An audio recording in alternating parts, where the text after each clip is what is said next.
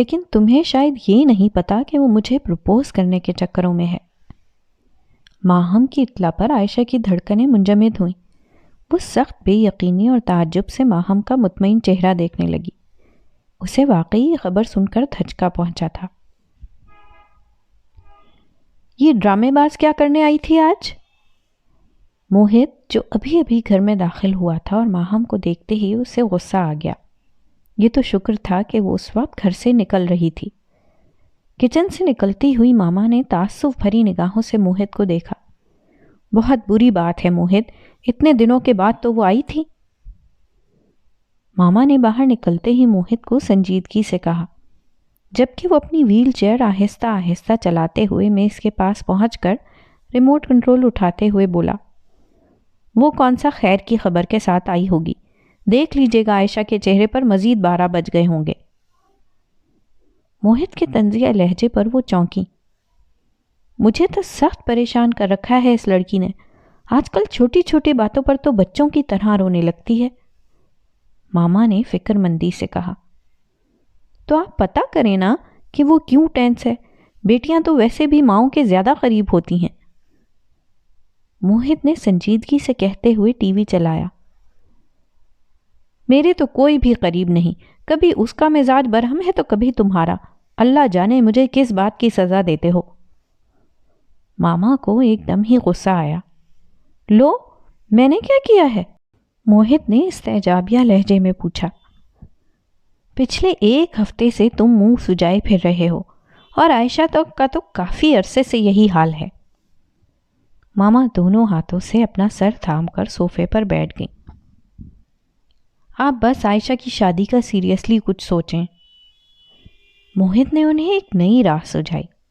لو، یہ بھی اچھی بات کہی تم نے، ایسے کیسے سوچ لوں میں، کوئی ڈھنگ کا رشتہ بھی تو ہو۔ ماما تو اچھا خاصا برا منا گئیں۔ وہ جو اس دن رامس کی والدہ آئی تھیں، وہ کیا کہہ رہی تھیں؟ موہت کو اچانک ہی یاد آیا، وہ تو اچھی خاصی بھلی مانس خاتون تھیں اور عائشہ میں خاصی دلچسپی بھی دکھا رہی تھیں، لیکن ماما بات کرتے کرتے رکیں۔ لیکن کیا؟ موہت نے حیرت سے ان کا بیزار چہرہ دیکھا۔ لیکن یہ کہ عائشہ نے مجھے صاف صاف کہہ دیا ہے کہ ایسی کوئی بات نہیں، رامس کے ساتھ بس اس کی اچھی دوستی ہے اور کچھ نہیں۔ ماما کی بات پر موہت کے چہرے پر کسی سوچ کا تاثر واضح ہوا۔ اس نے یوں ہی اس بات میں اپنا سر ہلا کر سنجیدگی سے کہا، پتہ نہیں کیوں ماما، مجھے لگتا ہے کہ عائشہ کسی اور کو پسند کرتی ہے۔ موہت کے منہ سے پھسلا، تمہیں کس نے بتایا؟ ماما کو اس کی اطلاع پر جھٹکا لگا۔ کون ہے وہ؟ ماما نے بے صبری سے پوچھا۔ کمال کرتی ہے ماما، میں نے آپ سے کہا ہے کہ میرا اندازہ ہے، یہ ضروری نہیں کہ درست بھی ہو۔ موہت نے منہ بنا کر وضاحت کی، پھر بھی کچھ نہ کچھ تو بتایا ہوگا نا اس نے، تمہارے ساتھ اتنی دوستی بھی تو ہے اس کی، ماما نے یاد دلایا۔ ماما دوستی جتنی بھی ہو، لیکن ایسے معاملات میں بھائی تو بہنوں سے کھل کر بات کر سکتے ہیں، لیکن لڑکیاں روایتی جھجک کا شکار ہو جاتی ہیں۔ موہت نے سنجیدگی سے کہتے ہوئے ٹی وی کی طرف نظر دوڑائی، جہاں پاکستان میں تیز بارشوں کے بعد ہونے والی تباہی کی رپورٹس چل رہی تھیں۔ لیکن موہت، تم کچھ تو اگلوانے کی کوشش کرو، آخر وہ کب تک اس طرح کڑ کڑ کر اپنی حالت خراب کرتی رہے گی؟ ماما کا فکر سے برا حال تھا۔ میں کوشش کروں گا ماما۔ موہت کی بات پر انہیں کچھ تسلی ہوئی۔ لیکن تم خود بھی اپنے بارے میں سیریس ہو کر سوچو، کوئی اتا پتا بتاؤ اس لڑکی کا، میں عائشہ کے ساتھ جا کر چکر لگا کر آتی ہوں۔ ماما کی بات نے موہت کا سکون درہم برہم کیا۔ کس لڑکی کا؟ موہت کے معصومانہ انداز پر ماما کا دماغ گھوما۔ انہوں نے گھور کر اس کی طرف دیکھا۔ اب یہ بھی میں بتاؤں کہ کون سی لڑکی کا؟ انہوں نے طنزیہ نگاہوں سے اپنے بیٹے کو دیکھا، جو اس بات پر تھوڑا سا اضطراب کا شکار ہوا۔ ماما کچھ نہیں ایسا، وہ بیزار ہوا۔ کون ہوش مند لڑکی میرے جیسے معذور انسان کے ساتھ زندگی گزارنے پر راضی ہوگی؟ موہت کی بات پر ماما کے دل پر گھونسا سا پڑا۔ موہت، انہوں نے سخت صدمے سے اپنے اونچے لمبے جوان بیٹے کو دیکھا جس کے پیروں کے نیچے سے قسمت نے زمین کھینچ لی تھی۔ لیکن مجھے تو عائشہ نے بتایا تھا کہ کسی لڑکی میں تم انٹرسٹڈ ہو۔ وہ بوکھلائیں۔ میرے انٹرسٹڈ ہونے سے کیا ہوتا ہے؟ اس نے استہزائیہ انداز سے اپنا مذاق اڑایا۔ ماما کے دل کو کچھ ہوا۔ پھر بھی بیٹا، ماما کی آنکھیں نمکین پانیوں سے بھر گئیں۔ ایک بات بتائیں ماما، اگر میرے ساتھ یہ حادثہ نہ ہوا ہوتا تو کیا آپ کسی معذور لڑکی کو اپنی بہو بناتی؟ اس نے بے رحمی سے ان کا زرد ہوتا چہرہ دیکھا۔ وہ اس کی بات کے جواب میں خاموش رہیں۔ نہیں نا؟ وہ تنزن ہنسا۔ پھر کوئی اپنی بالکل ٹھیک نارمل بیٹی کے لیے کسی معذور شخص کو کیوں ترجیح دے گا؟ موہت نے انہیں ایک دم تلخ سوچوں کے سمندر میں گویا دھکا دے دیا تھا۔ ان کا دل غم کی اتھاہ گہرائیوں میں گرتا ہی چلا گیا۔ اس تلخ حقیقت سے تو انہوں نے کئی بار نظر چرائی تھی۔ اچھے شریف انسان ہیں آپ، اس دن مجھے لارا لگا کر واپس ہی نہیں آئے۔ سنائلہ نے میری ٹھیک ٹھاک کلاس لی۔ نابیہ کو اس دن وہ اچانک ہی رابی سینٹر کی پارکنگ میں نظر آ گیا تھا۔ اس نے آؤ دیکھا نہ تاؤ فوراً شاپ سے نکل کر اس کی گاڑی کے پاس پہنچی۔ اوہ آئی ایم سوری، میری والدہ کی طبیعت خراب ہو گئی تھی۔ وہ اس اچانک حملے پر بوکھلا سا گیا۔ اپنے بالوں میں ہاتھ پھیرتے ہوئے خفت زدہ لہجے میں اس نے وضاحت دی۔ بندہ کم از کم کال کر کے بتا تو دیتا ہے۔ نابیہ کا چہرہ سرخ ہوا۔ آپ کی وجہ سے مجھے آپ کی کزن صاحبہ نے خوب باتیں سنائیں اور ابھی تک سنا رہی ہیں۔ نابیہ نے بھی آج بے مروتی کی انتہا کر دی۔ I am sorry, I am really sorry. اگر آپ مائنڈ نہ کریں تو کیا آپ مجھے اپنا نمبر دے سکتی ہیں؟ وہ حقیقتاً شرمندہ ہوا۔ جی ضرور، لیکن اگر آپ نمبر لے کر ایک دفعہ پھر غائب ہو گئے تو؟ نابیہ کی صاف گوئی پر اس پر گھڑوں پانی پڑ گیا۔ پھر ایسا کریں کہ آپ میرا کارڈ رکھ لیں۔ اس نے فوراً اپنے والیٹ سے اپنا وزٹنگ کارڈ نکال کر نابیہ کی طرف بڑھایا، جو اس نے فوراً ہی پکڑ لیا۔ ویسے آپ تو اچھی خاصی غصے والی خاتون ہیں۔ اس کے منہ سے بے اختیار پھسلا۔ ہر وہ بندہ جو صاف گو ہو اور لگی لپٹی کے بغیر بات کرنے کا عادی ہو، وہ دوسروں کو منہ پھٹ اور سڑیل ہی لگتا ہے۔ نابیہ نے شان بے نیازی سے کہا۔ لیکن میں نے آپ کو سڑیل یا منہ پھٹ تو نہیں کہا۔ وہ گھبرا سا گیا۔ مطلب تو یہی تھا نا؟ نابیہ کی ذہانت پر وہ اش اش کر اٹھا، اب کہ اس نے قدرے دلچسپی سے اپنے سامنے کھڑی دراز قد اور اچھی شکل صورت کی حامل لڑکی کو غور سے دیکھا۔ ماشاء اللہ، اندازے تو بہت زبردست لگاتی ہیں آپ۔ اس کے لہجے میں موجود طنز کی آمیزش نابیہ کو فوراً ہی محسوس ہوئی۔ بات اندازوں کی نہیں، مشاہدے اور تجربے کی ہے۔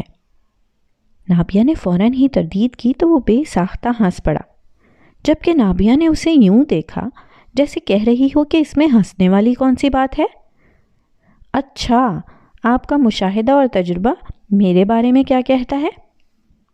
اس نے دونوں بازو سینے پر باندھتے ہوئے بڑی دلچسپی سے اسے دیکھا۔ میرا مشاہدہ تو یہی کہتا ہے کہ آپ کو لوگوں کی پہچان نہیں، جس کی وجہ سے قدم قدم پر ٹھوکریں کھا کر لڑکتے پھرتے ہیں۔ نابیہ کے بے لاگ تبصرے پر وہ حقیقتاً ہکا بکا ہوا۔ اس کے علاوہ حد درجہ جذباتی اور قدرے بے وقوف بھی واقع ہوئے ہیں۔ نابیہ کی طرف سے ایک اور زوردار حملہ ہوا۔ آپ کا اپنے بارے میں کیا خیال ہے؟ وہ تھوڑا سا برا مان کر تنزن بولا۔ میں؟ وہ کھلکھلا کر ہنسی۔ میں انتہائی بدتمیز، منہ پھٹ، سڑیل، بے صبری، جذباتی اور احمقانہ حد تک پر اعتماد لڑکی ہوں۔ دل کی اچھی ہوں، لیکن آج کل دلوں میں کون جھانکتا ہے؟ اس لیے میرے جیسے لوگ زمانے میں انفٹ ہوتے ہیں۔ وہ کھلے دل سے اپنا مذاق اڑاتی ہوئی اسے اور حیران کر گئی۔ وہ کچھ سوچ کر بولا۔ اس کا مطلب ہے کہ آپ کی تھیوری کے مطابق تو پھر ہم دونوں ہی سوسائٹی میں موو کرنے کے لحاظ سے انفٹ ہیں، ہے نا؟ اس نے سامنے کھڑی لڑکی کو اپنی گہری نظروں کے حصار میں لیا۔ جی ہاں۔ نابیہ بڑے دلکش انداز میں مسکراتی ہوئی اس کے دل کے تاروں کو ہلا گئی۔ پھر کیا خیال ہے کہ دوستی ہو جائے؟ اس نے ایک دم ہی اپنا دایاں ہاتھ نابیہ کی طرف بڑھایا۔ وہ بوکھلا کر پیچھے ہٹی۔ اس کا چہرہ ایک دم ہی بلش کر گیا۔ اس کے گالوں پر بکھرتی لالیاں سامنے کھڑے بندے کے دل میں ایک حشر سا برپا کر گئیں۔ وہ اب کھلے دل سے قہقہا لگا کر ہنس رہا تھا، جبکہ نابیہ کے لیے بھی اپنی بے ربط ہوتی سانسوں پر قابو پانا دنیا کا مشکل ترین کام ثابت ہو رہا تھا۔ اس قبرستان میں آ کر تو مجھے لگ رہا ہے جیسے موت کوئی بہت رومانوی سی چیز ہے۔ سکینہ کے منہ سے نکلنے والی اس بے تکی سی بات نے ڈاکٹر خاور کے ساتھ سسٹر ماریہ کو بھی حیران کیا۔ اسلام آباد کے H8 سیکٹر میں واقع اس قبرستان میں اردو ادب کے بے شمار لوگ دفن تھے۔ اس دن ڈاکٹر خاور سکینہ کو خصوصی طور پر اس قبرستان سے تھوڑے سے فاصلے پر واقع پرائیویٹ اسپتال شفا انٹرنیشنل میں لے کر آئے تھے، تاکہ اپنے ایک اور دوست اسپائنل سرجن کے ساتھ سکینہ کا کیس ڈسکس کر سکیں۔ واپسی پر انہوں نے سرسری سا اس قبرستان کا ذکر کیا تو سکینہ اسے دیکھنے کے لیے مچل گئی۔ توبہ کرو سکینہ، موت تو بہت خوفناک چیز ہوتی ہے۔ سسٹر ماریہ نے فوراً ہی کانوں کو ہاتھ لگا کے اسے ڈرایا۔ بھئی ایسی چیز جس کے بعد مرنے کا کوئی خوف نہ ہو، وہ کیسے خوفناک ہو سکتی ہے؟ سکینہ نے ہلکے پھلکے لہجے میں سسٹر ماریہ کو سمجھانے کی کوشش کی۔ ہاں تو پہلی دفعہ مرنا بھی تو کوئی آسان کام نہیں ہے۔ سسٹر ماریہ کا خوف کم ہونے میں ہی نہیں آ رہا تھا۔ وہ سکینہ کی ویل چیئر کو تھامے کھڑی ڈاکٹر خاور کو دیکھ رہی تھی، جو کافی لوگوں کی قبروں پر دعا کر کے آئے تھے۔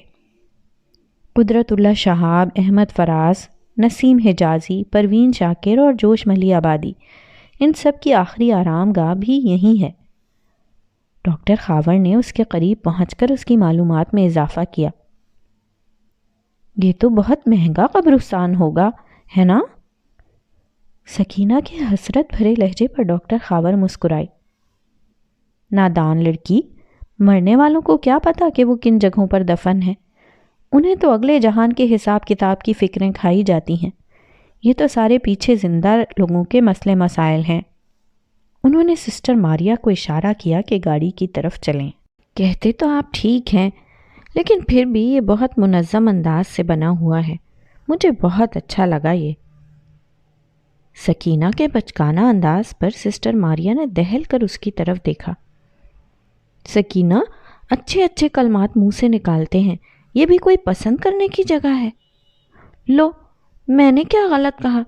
پہلے ہی اماں گاڑی میں منہ بنا کر بیٹھی ہے۔ وہ کہتی ہے کہ عورتوں کا قبرستان میں جانا منع ہے۔ سکینہ نے گاڑی کی طرف بڑھتے ہوئے سسٹر ماریہ کو یاد دلایا۔ تمہاری اماں سیانی عورت ہے، مولوی صاحب کا سارا علم اس نے گھول کے پی رکھا ہے، ٹھیک ہی کہتی ہوگی۔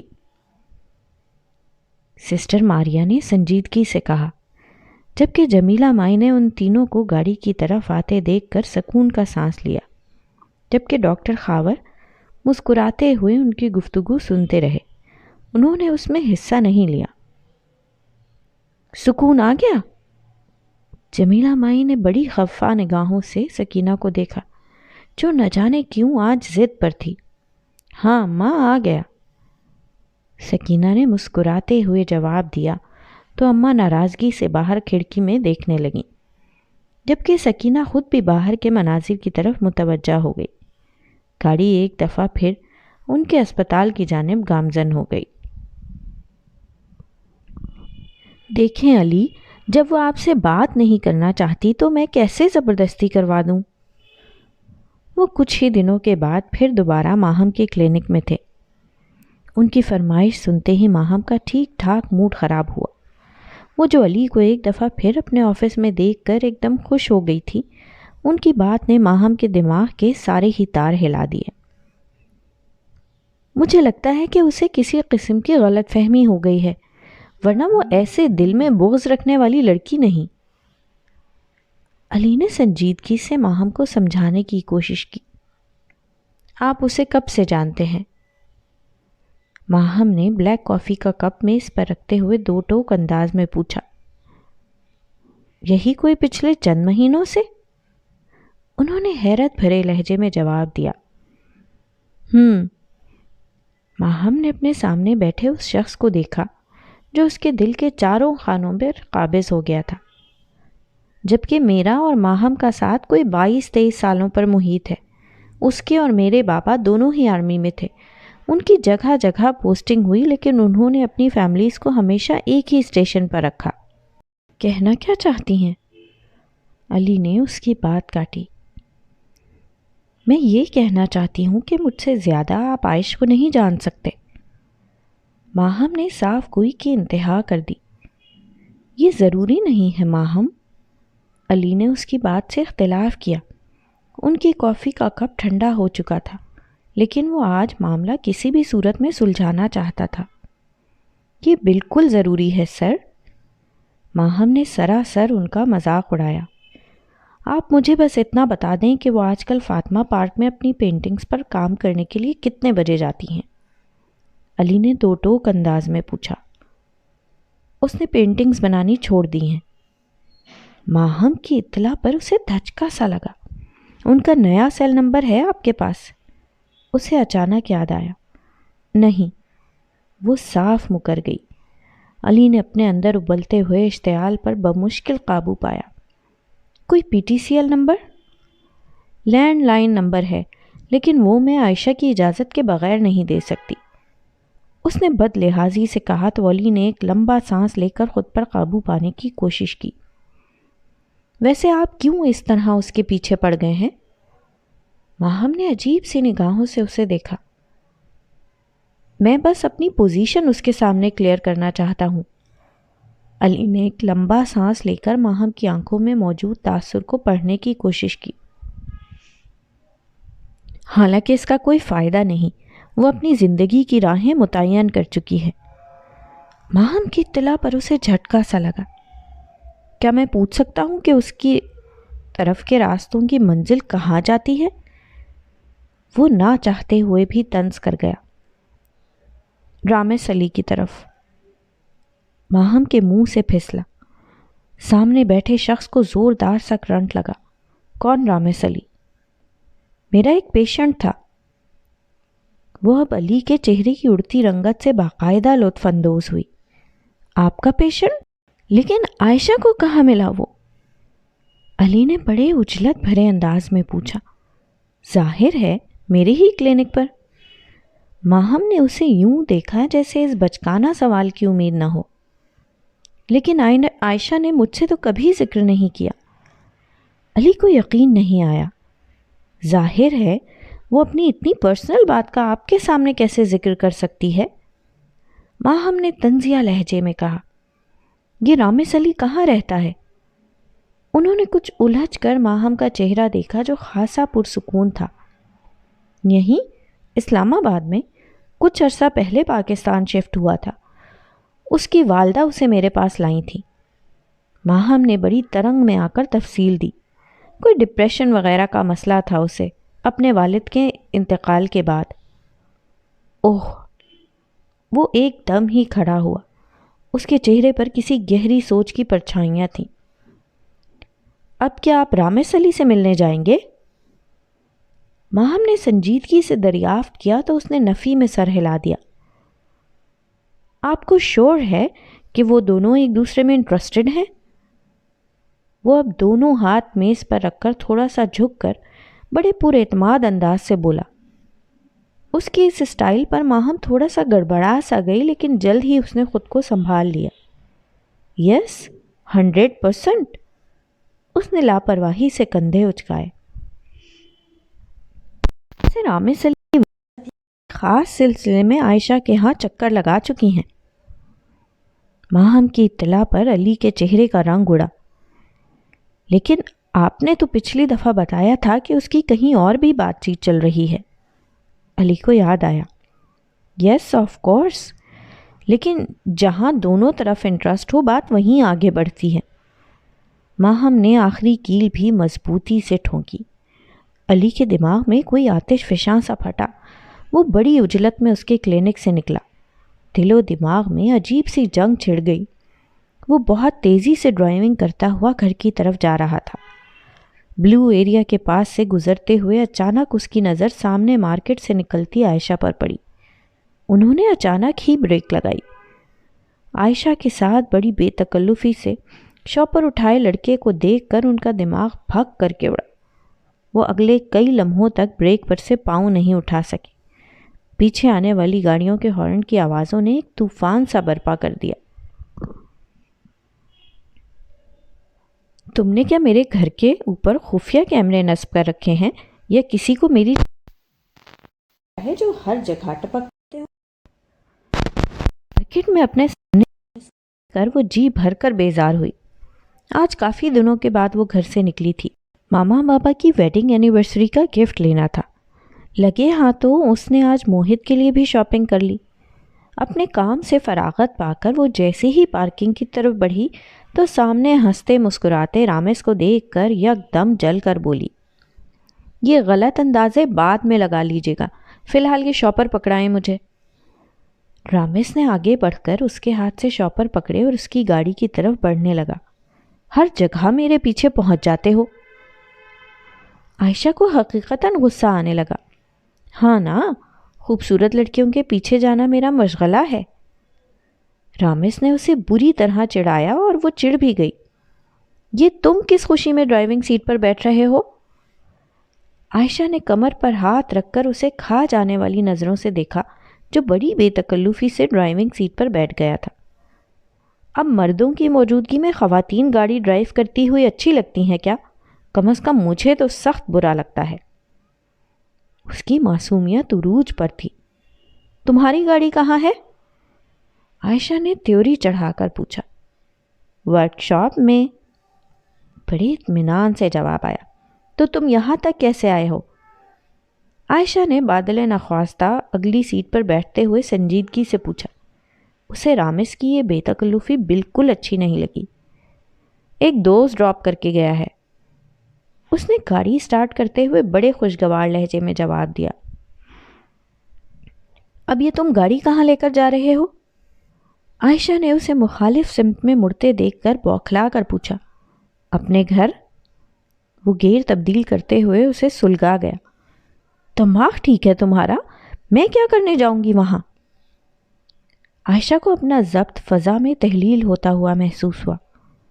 ماما بیمار ہیں، ان کو میڈیسن کی ضرورت تھی، وہ لینے آیا تھا، بس گیٹ پر ہی دے کر آپ کو چھوڑ آؤں گا۔ اس کی سنجیدگی پر عائشہ کا غصہ کچھ کم ہوا۔ کیا ہوا ماما کو؟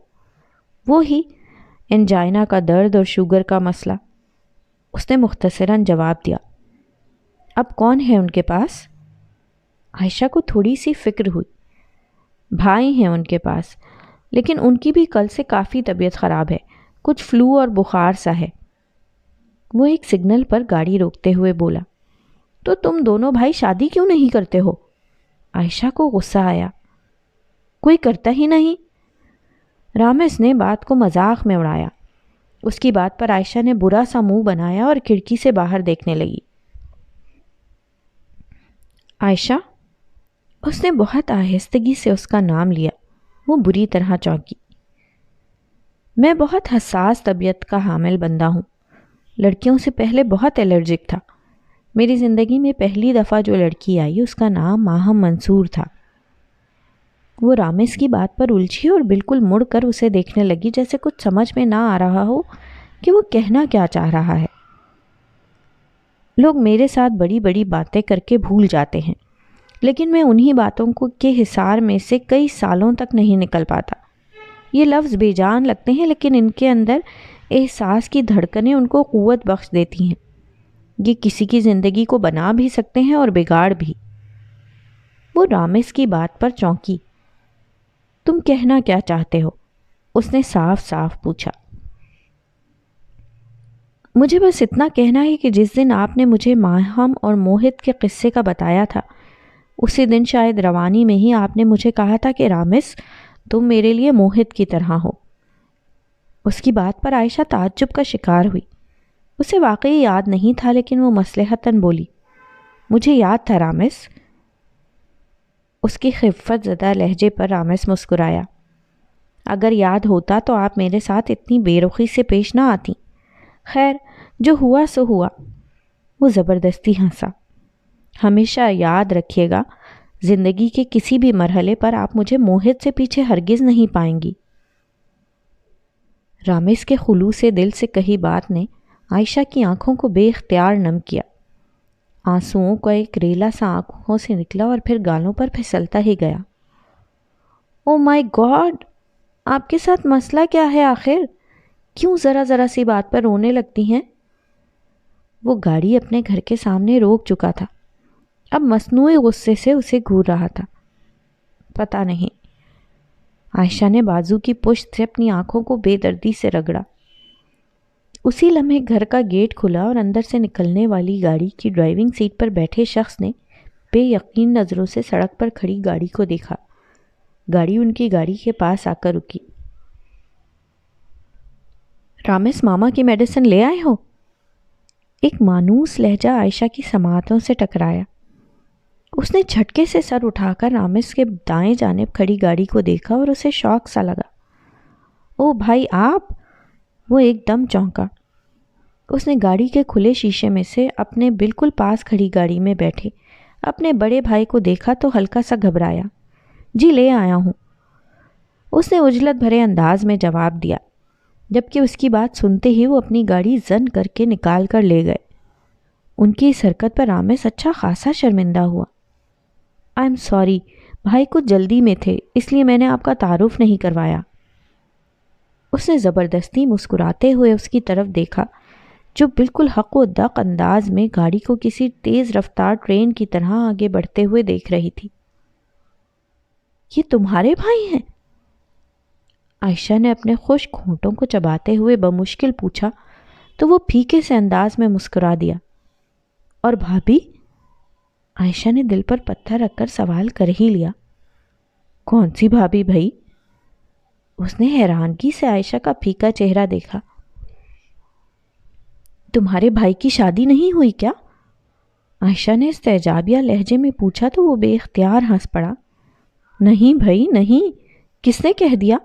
انٹرنیشنل کنوارے ہیں بھائی۔ رامس کی بات پر عائشہ کا دل دھک کر کے رہ گیا۔ اس نے سخت بے یقینی سے رامس کا چہرہ دیکھا۔ لیکن آپ بھابھی کا کیوں پوچھ رہی ہیں؟ رامس نے بڑا عقل مندانہ سوال بڑے موقع پر کیا تھا، لیکن اسے اندازہ نہیں تھا کہ یہ سوال اسے خاصا مہنگا پڑے گا۔ عائشہ اس کے سوال کو سنتے ہی دونوں ہاتھ چہرے پر رکھ کر جو رونا شروع ہوئی تو رامس کے ہاتھ پاؤں پھول گئے۔ سکینہ، کیا یہ ضروری ہے کہ جس کے ساتھ محبت کی جائے اسے زندگی کا ساتھی بھی بنایا جائے؟ ڈاکٹر خاور شام کو گھر جاتے ہوئے لان کی اس سائڈ کی طرف نکل آئے جہاں ویل چیئر پر بڑی فرصت سے کتاب پڑھتی سکینہ کو مخاطب کیا۔ یہ ضروری نہیں ہے ڈاکٹر صاحب۔ سکینہ کے جواب نے انہیں حیران کیا۔ وہ اس کے بالکل سامنے رکھے بینچ پر بیٹھ گئے۔ پھر شادی کس سے کی جائے؟ ڈاکٹر خاور نے دلچسپی سے اس کا چہرہ دیکھا۔ وہ بوگن ویلیا کی بیل کے نیچے تھی۔ ان آبی رنگ کے پھول چاروں جانب بکھرے ہوئے تھے۔ شادی اس سے کی جائے جو آپ سے محبت کرتا ہو، سکینہ نے بڑے آرام سے جواب دیا۔ لو، یہ کیا بات ہوئی؟ انہیں جواب پسند نہیں آیا۔ اپنے دل کو چھوڑ کر کون بندہ کسی دوسرے کے دل کی پرواہ کرتا ہے؟ انہوں نے شوخ لہجے میں اسے چھیڑا۔ جو بندہ صرف اپنے ہی دل کی سنتا ہے تو پھر دل بھی کسی ضدی بچے کی طرح ہی اسے خوار کرتا ہے۔ جب آپ دوسروں کی پرواہ کرتے ہیں تو اللہ آپ کے لیے بھی آسانیاں دے دیتا ہے۔ اللہ آسانی کے ساتھ وہی محبت کیوں نہیں دے دیتا؟ ڈاکٹر خاور کو اس سے بحث کرنے میں مزہ آنے لگا۔ ایک بات یاد رکھیے گا کہ محبت کے سفر میں چاہنے سے زیادہ چاہے جانے کا احساس دلکش ہوتا ہے۔ جب آپ محبت نام کا کٹورا لے کر کسی کے پیچھے نکلتے ہیں تو آپ کو کئی چیزوں کی قربانی دینا پڑتی ہے، جس میں سرِ فہرست آپ کی عزت نفس ہے۔ اس کے برعکس انسان کو جب یہ احساس ہوتا ہے کہ اسے چاہا جا رہا ہے تو چاہے جانے کا احساس کسی نشے کی طرح اس کو کئی کئی دن تک مدہوش کیے رکھتا ہے۔ بے شک تجربہ کر کے دیکھ لیں۔ سکینہ نے اپنے دل کی دھڑکنوں کو بے ربط ہونے سے بچایا۔ جب انسان کا اپنا ہی دل بجھ جائے تو وہ کسی اور کی محبت سے کیسے دل بہلائے؟ ڈاکٹر خاور نے افسردگی سے کہا، دوسروں کی محبتیں صرف دل بہلانے کا ذریعہ تھوڑی ہوتی ہیں۔ سکینہ کو ان کی بات اچھی نہیں لگی، اس لیے فوراً اظہار کر دیا، آئی ایم سوری سکینہ، میرا ہرگز مطلب یہ نہیں تھا۔ ڈاکٹر خاور نے بوکھلا کر صفائی دی، دوسروں کی محبتیں ہمیں بغیر خوار ہوئے مل جاتی ہیں نا، اس لیے ہمیں اس کی قدر نہیں ہوتی۔ سکینہ کا دل ابھی بھی صاف نہیں ہوا۔ اچھا، اگر یہ بات ہے تو بتاؤ کہ اعجاز سے کیوں چڑھتی ہیں آپ؟ ڈاکٹر خاور نے اسے ایک لمحے میں لاجواب کیا، مجھے اچھا نہیں لگتا وہ۔ اس نے اپنی انگلیاں مسلتے ہوئے بے چارگی سے کہا۔ اس کی بات پر ڈاکٹر خاور کے حلق سے نکلنے والا قہقہا بڑا جاندار تھا۔ سکینہ سخت خفت کا شکار ہوئی۔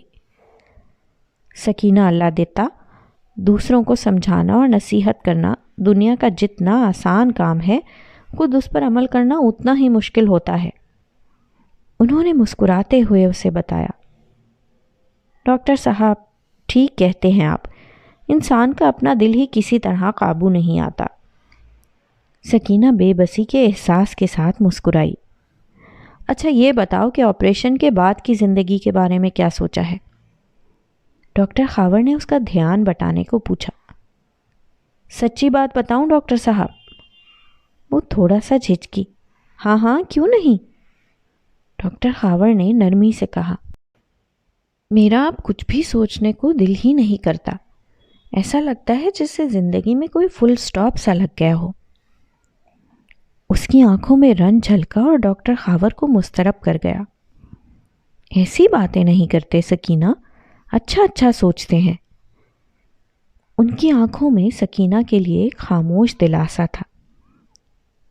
بہت عرصہ میں نے بہت اچھا اچھا سوچ کر دیکھ لیا، اب خود کو اللہ کی مرضی پر چھوڑ دیا ہے۔ اس نے اپنے گود میں گرے بوگن ویلیا کے پھول فضا میں اچھالے۔ جب اللہ کی مرضی پر چھوڑ دیا ہے تو ایسی باتیں نہیں کرتے جس سے لگے کہ مجبوراً یہ فریضہ سر انجام دیا گیا ہے۔ ڈاکٹر خاور نے اسے سمجھانے کی غرض سے کہا تو وہ اداسی سے سر ہلا کر رہ گئی۔ میں نے آپ کے لیے ایک کام سوچا ہے۔ ڈاکٹر خاور کی بات نے اسے تجسس میں مبتلا کیا۔ میرے لیے؟ وہ حیران ہوئی۔ وہ کیا؟ یہ تو میں آپ کے آپریشن کے بعد ہی بتاؤں گا انشاءاللہ۔ ڈاکٹر خاور کے چہرے پر بڑی پراسرار سی مسکراہٹ ابھری۔ لیکن میں یہ شہر چھوڑ کر نہیں جانا چاہتی، سکینہ نے بے چارگی سے کہا۔ ہم آپ کو اسی شہر میں رکھیں گے، آپ بے فکر رہیں۔ ڈاکٹر خاور کی بات پر اس کا دل تھوڑی سی خوش فہمی کا شکار ہوا۔ اسی شہر میں؟ کہاں؟ وہ حد درجہ تعجب کا شکار ہوئی۔ کہیں بھی؟ وہ بڑے پروقار انداز سے مسکرائی۔ سکینہ کے دل میں ایک حشر سا برپا ہو گیا۔ لیکن کہاں؟ اس نے اصرار کیا۔ یہ کوئی چھوٹا شہر تھوڑی ہے سکینہ، انہوں نے ہلکے پھلکے لہجے میں مزید کہا، اور کہیں نہ سہی میرا گھر تو آپ کے لیے حاضر ہے۔ سکینہ نے جھٹکے سے سر اٹھا کر اپنے سامنے بیٹھے ڈاکٹر خاور کو دیکھا، جن کی آنکھوں میں ہمیشہ کی طرح نرمی اور چہرے پر ایک پرخلوص سی بے ریا مسکراہٹ تھی۔ سکینہ کو تو گویا ہفتے اقلیم کی دولت مل گئی۔ دل کسی مورنی کی طرح ناچنے لگا اور آنکھوں میں جگنوؤں کی ایک بارات سی آ کر بیٹھ گئی۔ مائی گاڈ، علی رامز کا بھائی ہے؟ اپنے کمرے کے کارپٹ پر ننگے پاؤں چلتے ہوئے اس نے کوئی سینکڑوں دفعہ سوچا۔ اس دن رامز کے بے تحاشا اصرار پر بھی اس نے ایک لفظ بھی نہیں بتایا تھا۔ اپنے دل کی اتھل پتھل حالت کو سنبھالتے ہوئے وہ نہ جانے کس طرح اپنے کمرے تک پہنچی تھی۔ ماما کے پاس انصر بھائی کی والدہ آئی ہوئی تھیں۔ اس نے ڈرائنگ روم میں جا کر خالہ کو سلام تک کہنا مناسب نہیں سمجھا اور اپنے کمرے میں آ کر ہی دم لیا۔ او مائی گاڈ! وہ دونوں ہاتھوں سے اپنا سر تھام کر بیٹھ گئی. یہ میں نے کیا کر دیا؟ پھر وہ لڑکی کون تھی؟ اس نے اتنے دھڑلے سے علی کا نام کیوں لیا؟ دماغ میں بے شمار سوچوں نے ادھم مچا رکھا تھا. رامز نے تو 1000 دفعہ اپنے بھائی کا ذکر کیا ہے، اور اگر واقعی اس کی کوئی بھابھی ہوتی تو وہ کیوں اس کا ذکر نہ کرتا؟ اس نے خود کو سمجھایا. پھر وہ لڑکی کون تھی؟ کاش مجھے دوبارہ کہیں مل جائے. اس نے آنکھیں زبردستی بند کرتے ہوئے صوفے کے ساتھ ٹیک لگائی. ہر دفعہ ایک ہی لڑکی کیوں؟ کہیں اس کے بھائی نے چوری چھپے شادی تو نہیں کر رکھی؟ دماغ نے ایک نئی راہ دکھائی.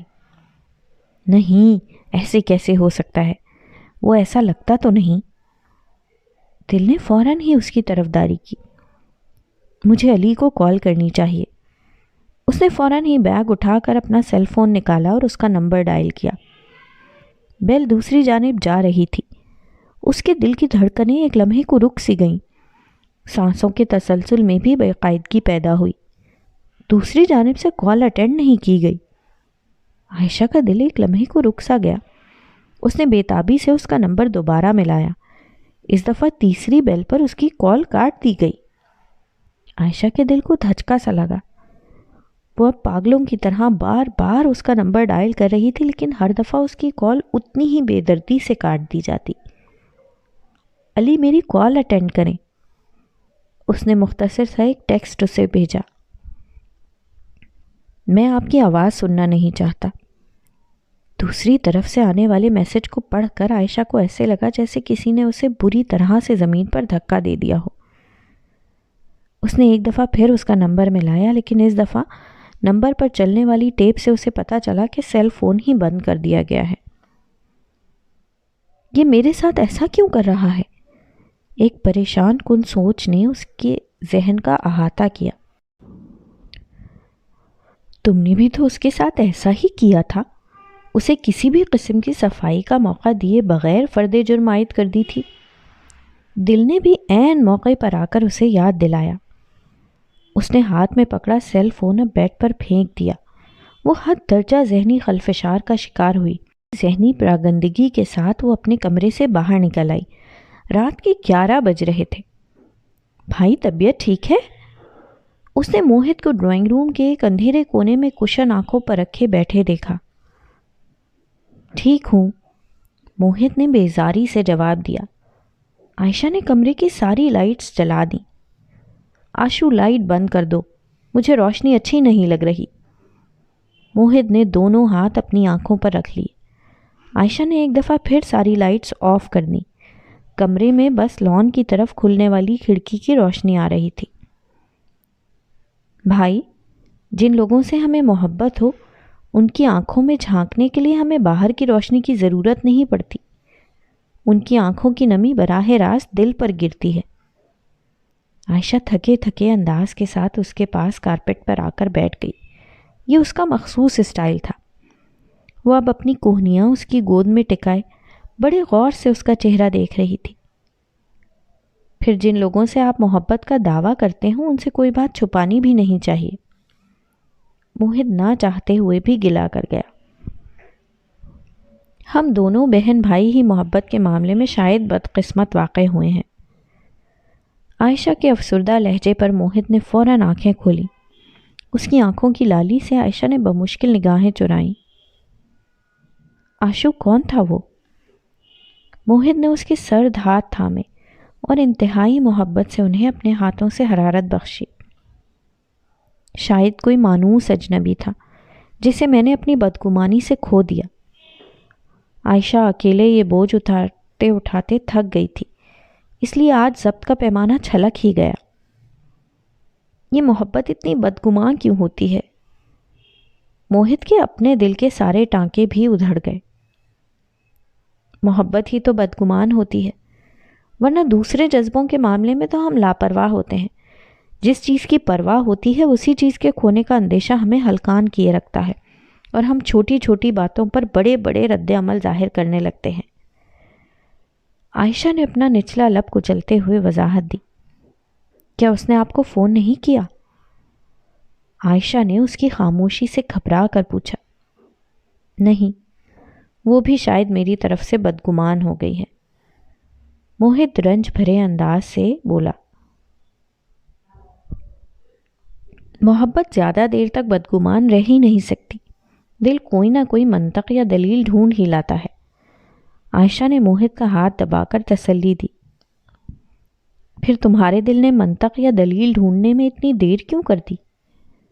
موہت نے عجیب سا سوال کر کے اس کے دل کی دھڑکنوں میں ارتعاش برپا کیا۔ زیادہ دیر تو نہیں ہوئی بھائی، عائشہ نے سادگی سے کہا تو موہت نے سوالیہ نگاہوں سے اپنی بہن کا چہرہ دیکھا جو اسے دنیا میں سب سے زیادہ پیارا تھا۔ اب اتنی ناراضگی تو اس کا بھی حق بنتی ہے نا؟ اس کے معصومانہ انداز پر وہ بے اختیار مسکرا دیا۔ تم یہ سب مجھے اب بتا رہی ہو؟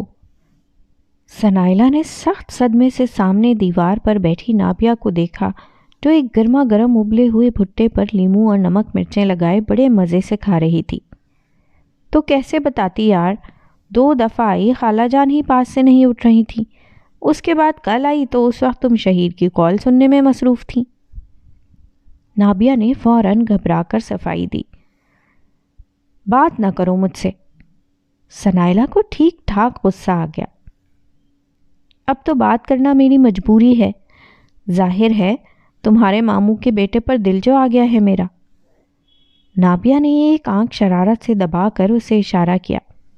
بکو مت اور یہ لوفروں کی طرح حرکتیں بند کرو۔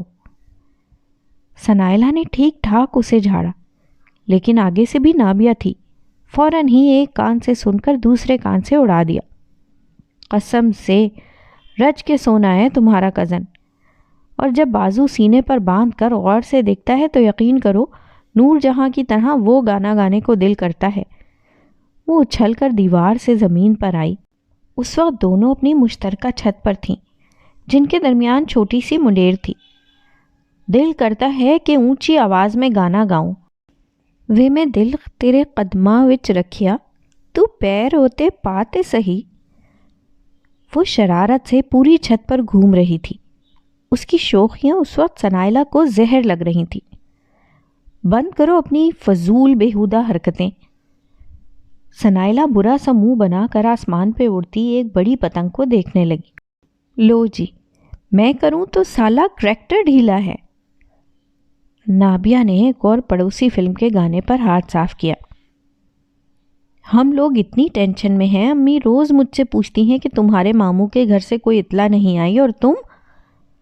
مارے غصے کے ثنائلہ سے مزید بولا ہی نہیں گیا۔ دھیرج میری جان، دھیرج، اب تو کچے دھانگے سے بندھے سرکار چلے آئیں گے۔ نابیہ پر ابھی بھی شرارت کا بھوت سوار تھا۔ تم اپنے یہ کچے پکے دھاگے اپنے پاس رکھو اور مجھے شرافت سے اس کا نمبر دو، میں خود بات کرتی ہوں۔ ثنائلہ کی سنجیدگی پر نابیہ نے بھی معاملے کو ذرا سنجیدہ لیا۔ اف، یہ ظالم سماج، یہ دنیا کبھی 2 دلوں کو ملنے نہیں دیتی۔ اس نے دہائی دی، لیکن ثنائلہ کے گھورنے پر فوراً گھبرا کر بولی، اب صبر کر لو، یہ بھٹا کھا کر نیچے جاتی ہوں، میرے سیل فون میں ہے اس کا نمبر، لے لینا، جان کیوں نکل رہی ہے؟ وہ اب اجلت بھرے انداز میں کھانے لگی۔ مرچوں کی وجہ سے اس کی ناک اور آنکھوں سے پانی بہہ رہا تھا، لیکن وہ سوں سوں کرتے ہوئے بھی کھانے سے باز نہیں آ رہی تھی۔ ثنائلہ خاموشی سے آسمان پر ڈولتی ہوئی پتنگوں کو دیکھنے لگی۔ ویسے کیا حال ہے تمہارے ہیرو کا؟ کوئی فون شون آیا کہ نہیں؟ نابیہ کو اچانک ہی یاد آیا تو ثنائلہ نے نفی میں سر ہلا دیا۔ تبھی مزاج گرامی اتنا برہم ہے، نابیہ نے بلند آواز میں تبصرہ کیا، لیکن دوسری جانب ہنوز خاموشی تھی۔ تم نے خود کال کر لینی تھی۔ کیوں؟ میں کیوں کروں؟ وہ ایک دم پلٹ کر غصے سے بولی۔ اب کیا ہر دفعہ میں ہی پہل کروں؟ پہلے بھی میں ہی اس کے پیچھے بھاگتی رہی، تو کیا اب ساری زندگی یہی کام کیے جاؤں؟ ثنائلہ کا موڈ ٹھیک ٹھاک خراب تھا۔ کم آن مائی ڈیئر، یہ محبتوں میں تیرے میرے والے حساب نہیں ہوتے، یہ سوچنے لگو گی تو اپنی ہی زندگی خراب کرو گی۔ نابیہ نے ہاتھ میں پکڑا بھٹا اب ساتھ والوں کی چھت پر پھینک دیا۔ ثنائلہ نے تنبیہی نظروں سے اسے دیکھا۔ یہ لوگ خود آم کی گٹھلیاں کھا کھا کر ہماری چھت پر پھینکتے نہیں ہیں کیا؟ اس نے کان کھجاتے ہوئے خوشگوار انداز سے صفائی دی۔ شرم کرو۔ ثنائلہ نے اسے ڈانٹا تو وہ بڑے معصومانہ انداز سے بولی، جس نے کی شرم اس کے پھوٹے کرم۔ تم کبھی نہیں سدھر سکتی۔ ثنائلہ نے مایوس ہو کر کوہنیاں دیوار پر ٹکا لیں۔ سامنے سورج غروب ہونے کا منظر دل میں افسردگی کا احساس بھر رہا تھا۔ وہ بھی یہی کہتا ہے؟ نابیہ نے نہ چاہتے ہوئے بھی شرارت کی تو ثنائلہ کو ہنسی آ گئی۔ اس کا موڈ بہتر ہوتا دیکھ کر نابیہ نے بھی سکون کا سانس لیا۔ چلو صبح تمہارے ہیرو سے ملنے چلتے ہیں۔ اس کی فرمائش پر ثنائلہ کو جھٹکا سا لگا۔ ہرگز نہیں، اس نے صاف انکار کیا۔ یہ تم سب محبت کرنے والوں کی مشترکہ گندی عادت ہوتی ہے۔ ہر وقت انا کے اونچے مینار پر بیٹھ کر جلتے اور کڑتے رہیں گے، لیکن ناک نیچی ہونے کے خوف سے رابطہ نہیں کریں گے۔ ساتھ ساتھ نیچے جھانکتے بھی رہیں گے کہ شاید دوسرے کو عقل آ جائے اور وہ اسے منانے آ جائے۔ نابیہ کو بھی ایک دم ہی جلال آیا۔ ہاں تمہیں بڑا تجربہ ہے نا؟ ثنائلہ اس کے جل کر بولنے پر کھلکھلا کر ہنسی۔ نہیں ہے تو ہو جائے گا۔ تمہارے کمینے بھائی نے تو میرے سارے ہی ارمانوں پر پانی پھیر دیا تھا۔ وہ اب خود بھی ڈوبتے سورج کو دیکھ کر اداس ہوئی۔ چلو بھائی تو خود غرض نکلا، اب ذرا دھیان سے، اگلا بھی میرا ہی ماموزاد ہے۔ ثنائلہ نے پہلی دفعہ اسے چھیڑا تو وہ بے اختیار ہنس پڑی۔ فکر نہ کرو، اس دفعہ مضبوطی سے پلو سے باندھ کر گرہ لگاؤں گی، ایسے۔ نابیہ نے اپنے دوپٹے کے کونے کو گرہ لگا کر دکھائی تو ثنائلہ اس کی شرارت پر کافی دیر تک ہنستی رہی۔ ماہم اگر آج آپ فری ہیں تو ڈنر اکٹھے کریں؟ علی کی غیر متوقع کال نے ماہم پر شادی مرگ طاری کر دی۔ وہ جو اب بالکل ہی اس سے مایوس ہو گئی تھی، اس کال نے اس کے اندر قوت کا ایک جہان بھر دیا۔ اس نے اپنی وارڈروب سے اپنا بہترین سوٹ نکالا۔ بڑی مہارت اور سلیقے سے میک اپ کر کے اس نے خود کو آئینے میں دیکھا تو دیکھتی ہی رہ گئی۔ رائل بلو کلر میں اس کی گوری شہابی رنگت کی چھب ہی نرالی تھی۔ کچھ لمحوں کے لیے تو خود ماہم بھی محبوب سے انداز سے خود کو دیکھتی رہ گئی۔ میریٹ میں پہنچنے تک بے شمار توصیفی نگاہوں نے اس کے وجود کا احاطہ کیا۔ کیسے ہیں آپ؟ ماہم نے بڑی دلکش مسکراہٹ سے پہلے سے موجود علی کو دیکھا جو خاصا تھکا تھکا سا لگ رہا تھا۔ آپ کے سامنے ہوں؟ وہ بڑی دقت سے مسکرایا۔ کیا ہوا؟ کچھ ٹینس لگ رہے ہیں؟ ماہم نے ایک نظر میں ہی بھانپ لیا کہ وہ اس وقت رنج و غم کی کیفیت میں ہے۔ نہیں ایسی تو کوئی بات نہیں، ایک تو کام کا برڈن کافی تھا اور کچھ دنوں سے امی کی بیماری کی وجہ سے رات کو سو بھی نہیں سکا۔ اس نے تفصیل سے بتایا۔ آپ ملوائیں نا کسی دن اپنی ماما سے۔ ماہم کی فرمائش پر وہ تھوڑا سا چونکا۔ ہاں ضرور، کیوں نہیں، بہت جلد انشاءاللہ۔ وہ ویٹر کو فارغ کر کے اس کی طرف متوجہ ہوا۔ اچھی لگ رہی ہیں آپ۔ علی کے منہ سے نکلنے والے اس فقرے نے ماہم کے چہرے پر اس قدر روشنی بھر دی کہ ایک لمحے کو علی خود بھی ٹھٹک کر رہ گیا۔ تھینکس گاڈ، آپ کے اندر بھی اچھی چیز کو سراہنے کی حس موجود ہے۔ ماہم کھلکھلا کر ہنسی تو دائیں بائیں سے کافی لوگوں نے مڑ کر بے اختیار اسے دیکھا۔ آئی ایم سوری۔ ماہم نے بڑے نزاکت بھرے انداز سے اپنے ہونٹوں پر ہاتھ رکھا جہاں ہنسی کسی جھرنے کی طرح بہتی جا رہی تھی۔ دل کی دنیا کے انوکھے راگ ماہم کو بے حال کیے جا رہے تھے۔ ہر چیز اسے محو رقص لگ رہی تھی۔ کیوں میں انسان نہیں ہوں کیا؟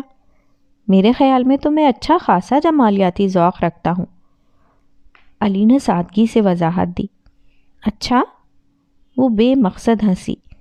مجھے تو لگتا تھا کہ آپ کا سارا جمالیاتی ذوق بس آرٹ اور پینٹنگز تک محدود ہے۔ ماہم ہنستے ہنستے طنز کر گئی۔ وہ تو ابھی بھی ہے۔ علی کی سنجیدہ بات پر اس کی ہنسی کو بریک لگی۔ مجھے جہاں بھی کوئی اچھی پینٹنگ نظر آئے میں فوراً ہی اسے خریدنے کو بے تاب ہو جاتا ہوں۔ علی کی وضاحت پر وہ کچھ مطمئن ہوئی۔ کھانا فوراً ہی سرو کر دیا گیا۔ آپ جس چیریٹی شو کا ذکر کر رہی تھی پچھلی دفعہ، اس پر کام اسٹارٹ کریں؟ علی کی بات نے اسے جی بھر کر بدمزہ کیا۔ جی جی کیوں نہیں، اس نے زبردستی مسکراتے ہوئے جواب دیا۔ آپ ایسا کریں کہ سارے پروگرام کا ایک خاکہ سا بنا لیں، پھر اس کے مطابق کام شروع کر دیں گے۔ ماہم نے تفصیل سے جواب دیا۔ ٹھیک ہے، میں پہلی فرصت میں اس پر کام شروع کرتا ہوں، پھر آپ سے ڈسکس کروں گا۔ علی نے اپنی پلیٹ میں رائس نکالتے ہوئے جواب دیا۔ کیا سوچا ہے آپ نے اپنی لائف کے بارے میں؟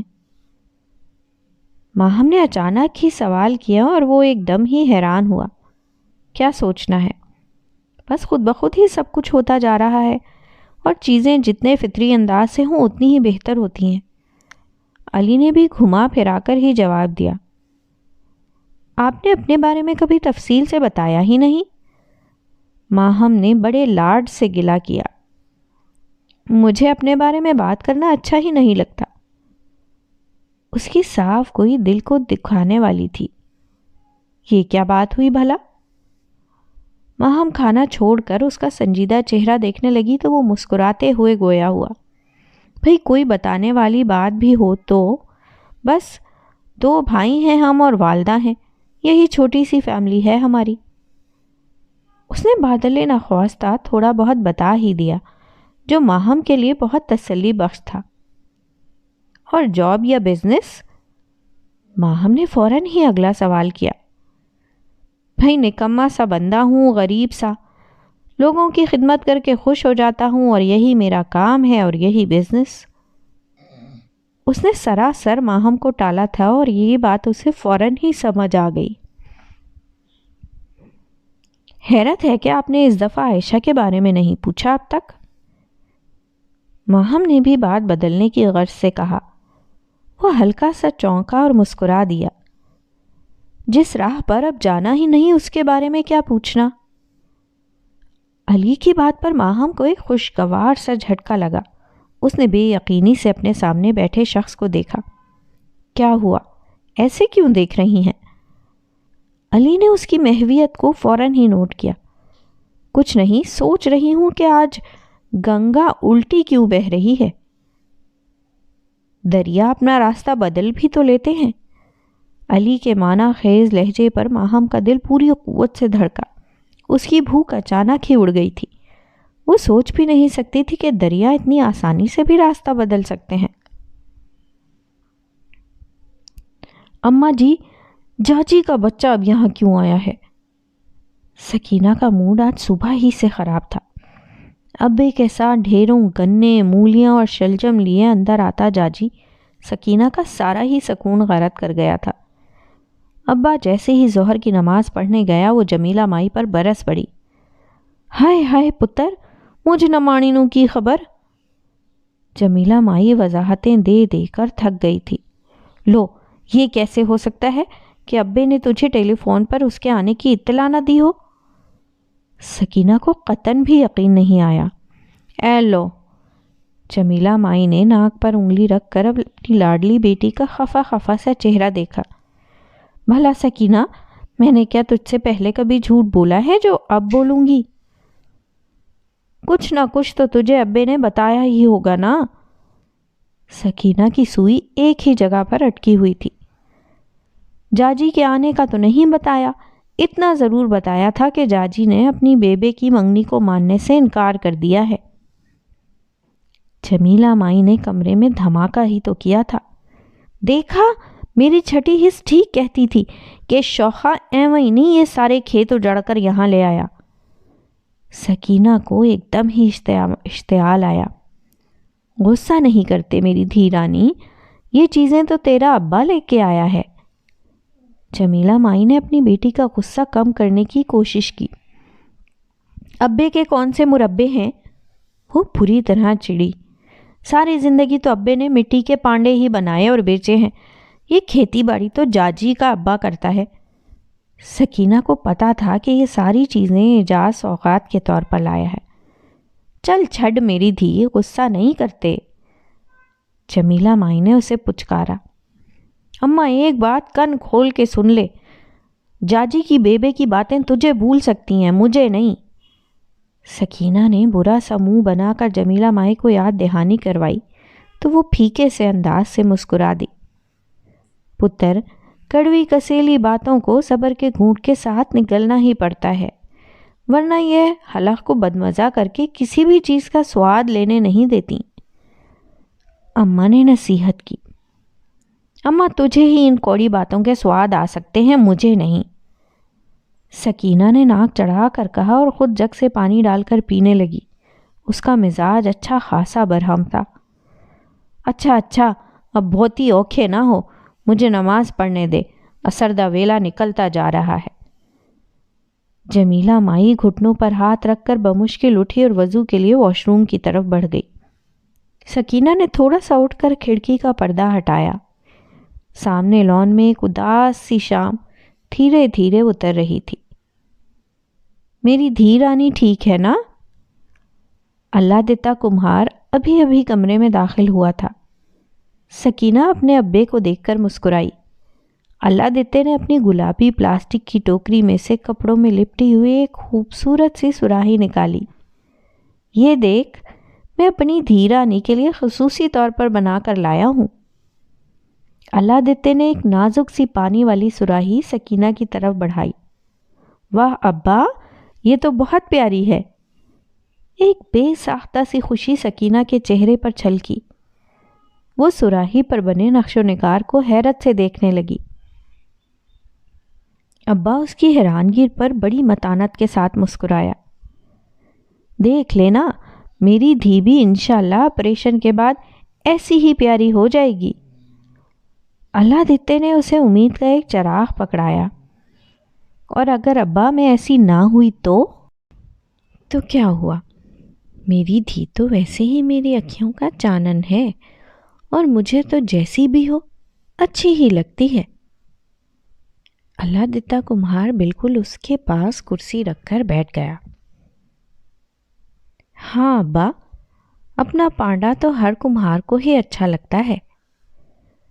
سکینہ کے لہجے کی شرارت نے اللہ دیتا کے دل میں کئی پھول کھلا دیے۔ بس پتری، سمجھ کے یہ دنیا بھی کسی کمہار کا ہی گھر ہے۔ وہ اپنے ہاتھوں سے لوگوں کو بہت محبت سے تخلیق کرتا ہے اور پھر زمین پر بھیج دیتا ہے۔ اس کے بنائے سارے ہی پانڈے، چاہے جتنے بھی ٹیڑھے میڑھے، بد شکلے یا بے ڈھنگے ہوں، اس ذات کو ہر ایک سے ہی پیار ہے۔ انسان تو اس کا شکر ادا کر ہی نہیں سکتا۔ اللہ دیتا نے ہمیشہ کی طرح اپنی لاڈو کو آج بھی ایک ہی سبق پڑھایا تھا۔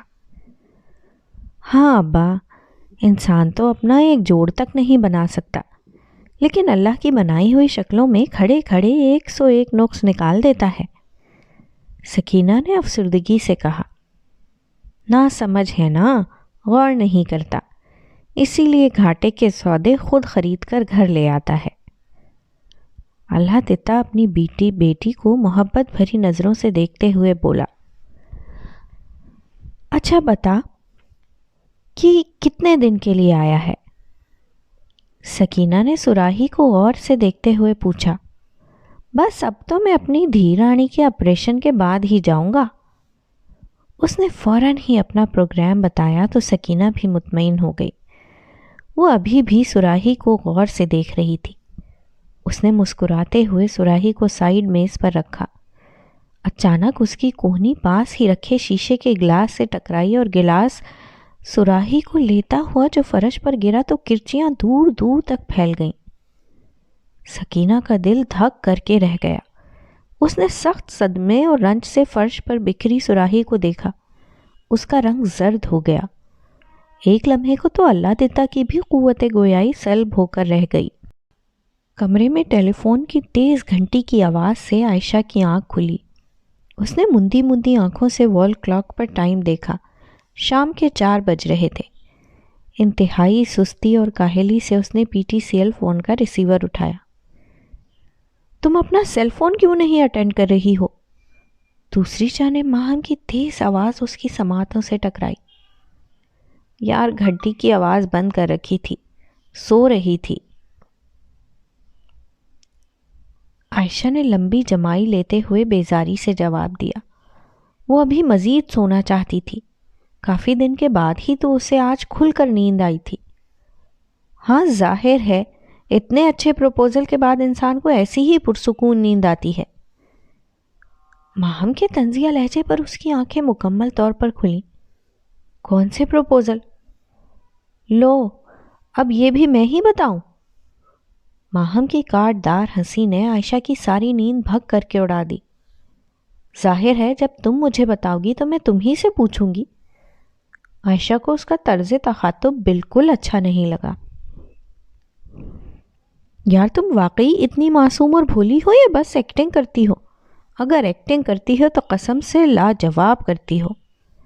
اب اگلے آسکر ایوارڈ کے لیے تمہارا نام تو بنتا ہے۔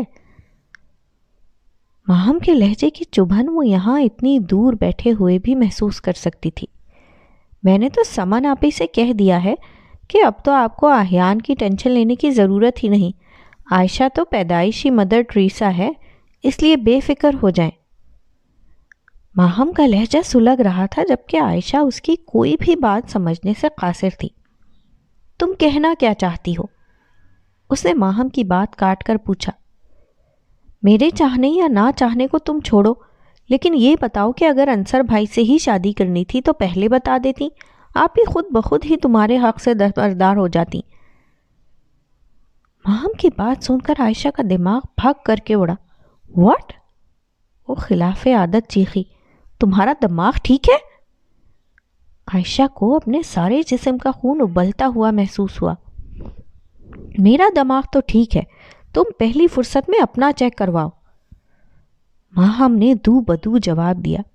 تم نے کیا سوچا تھا کہ تم مجھے انصر بھائی کے پروپوزل کا نہیں بتاؤ گی تو مجھے کیا پتہ ہی نہیں چلے گا؟ ماہم بولی نہیں تھی بلکہ چیخی تھی۔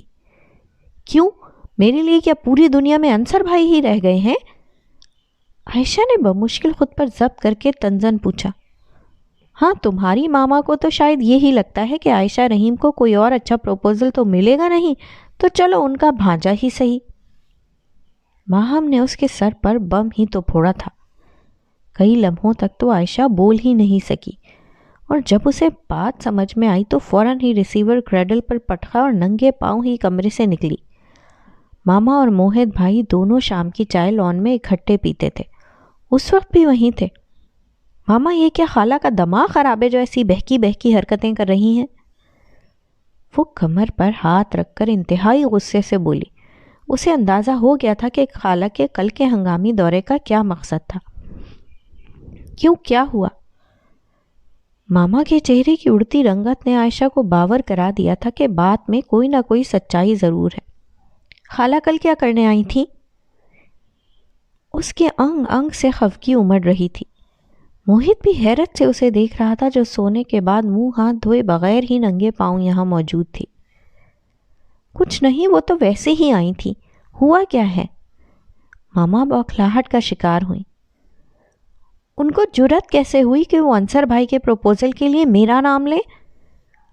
عائشہ کا شدید اشتعال کی وجہ سے تنفس تیز ہوا۔ موہت کو بھی اس بات سے کرنٹ لگا۔ وہ حیرت سے ماما کا چہرہ دیکھنے لگا۔ وہ خود بھی اس واقعے سے اتنا ہی لا علم تھا جتنی عائشہ۔ ارے بیٹا ایسی کوئی بات نہیں، انہوں نے سرسری سا ذکر کیا تھا اور میں نے فوراً ہی منع کر دیا۔ ماما نے صفائی دینے کی کوشش کی۔ ہاں، اور اس کے بعد انہوں نے پورے خاندان میں یہ بات گھما دی کہ وہ عائشہ اور انصر کے رشتے کی بات کر کے آئی ہیں۔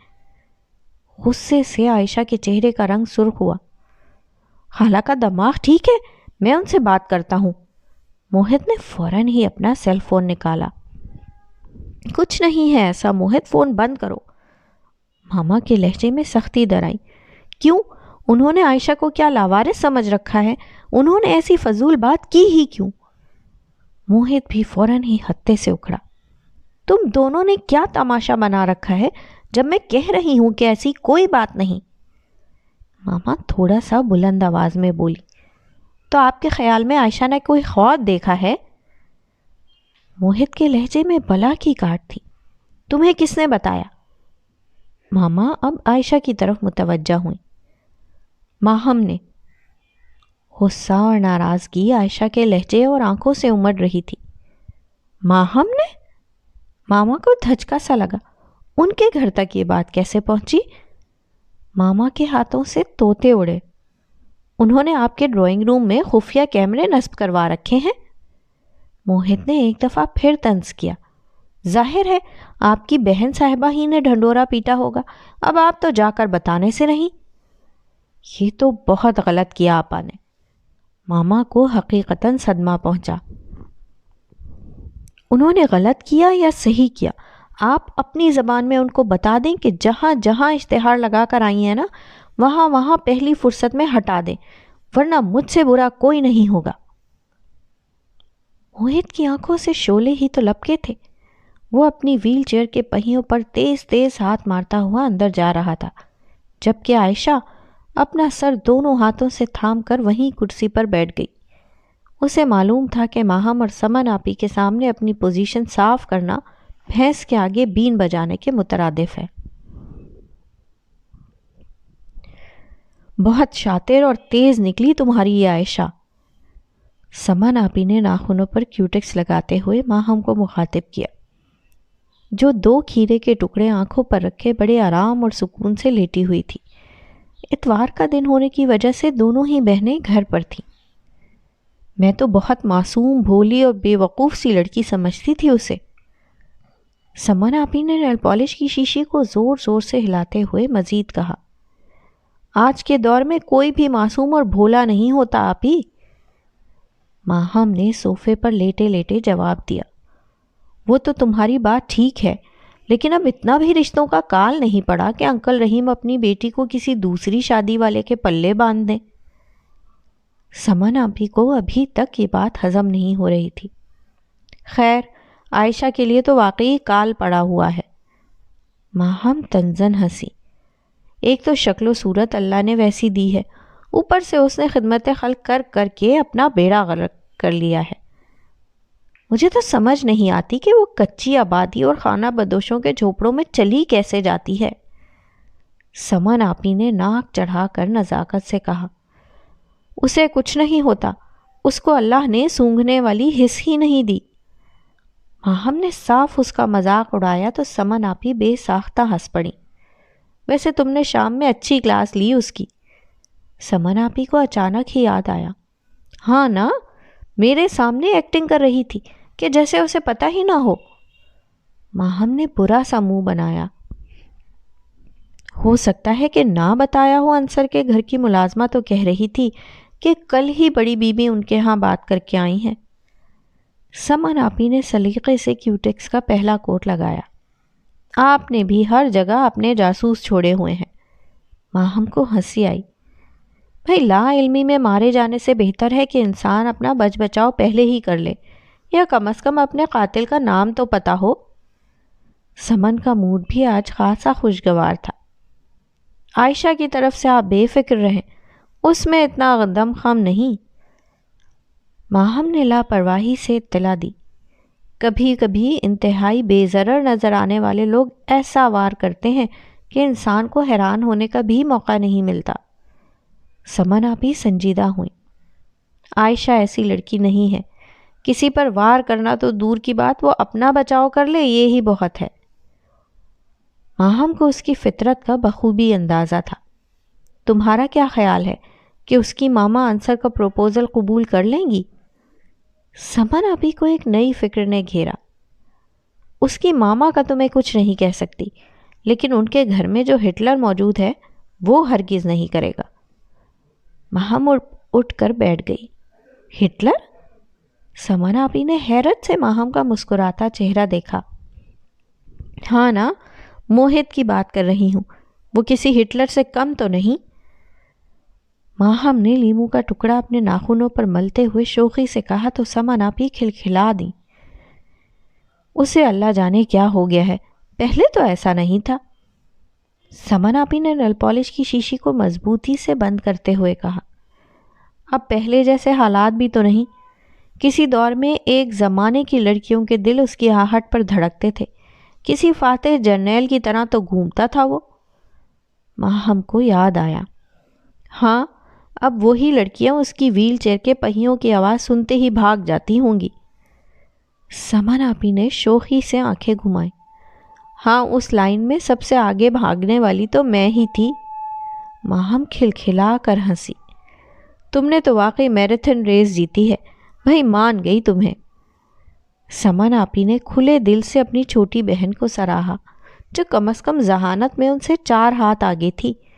وہ زندگی کے ہر معاملے میں سوچ و بچار کر کے اور نفع و نقصان دیکھ کر ہی سودا کرنے کی قائل تھی۔ ان کی طرح صرف جذبات کی راہ میں بہنے کا ہنر اسے نہیں آتا تھا۔ انہیں تو انصر سے پہلی نظر کی محبت نے ہی چاروں شانے چت کر دیا تھا، مگر انصر کی بدقسمتی کہ اس کی محبت کی عمر خاصی مختصر تھی۔ بس اتنی سی محبت تھی اسے مجھ سے۔ موہت نے کیلنڈر کو دیکھتے ہوئے رنجیدگی سے سوچا۔ اسے ثنائلہ سے بات کیے ہوئے پورا 1 ہفتہ ہو گیا تھا۔ نہ تو اس نے جا کر کال کی اور نہ ہی موہت کی اتنی ہمت ہو سکی کہ اس سے بات کر سکے۔ واہ ثنائلہ واہ، کہاں گئے تمہارے سکندر شاہ کے ساتھ طوفانی محبت کے دعوے؟ سب ہلکی سی بدگمانی میں بہہ گئے۔ موہت کا دل کرب اور رنج کی آماجگاہ بنا ہوا تھا۔ وہ کمرے کی کھڑکی سے آسمان پر موجود تنہا چاند کو دیکھنے لگا۔ رات کے 2 بج چکے تھے۔ کال تو دور کی بات، تم نے تو ایک ٹیکسٹ کرنا بھی مناسب نہیں سمجھا۔ موہت نے اپنے دل میں اس سے گلہ کیا۔ آج نہ جانے کیوں اس دشمن جہاں کی یاد بار بار آئی جا رہی تھی۔ موہت نے اپنا سیل فون نکالا اور اس کا نمبر اپنی کانٹیکٹ لسٹ میں سے نکالا۔ اسی لمحے سیل فون پر ثنائلہ کا نمبر ابھرا۔ موہت نے سخت بے یقینی سے اپنے ہاتھ میں موجود سیل فون کی اسکرین کو دیکھا۔ حقیقتاً ثنائلہ کی کال آ رہی تھی۔ ہیلو۔ اس نے چھٹی بیل پر فون اٹینڈ کر ہی لیا۔ جب یاد کر ہی رہے تھے تو کال کرنے میں کیا مذائقہ تھا؟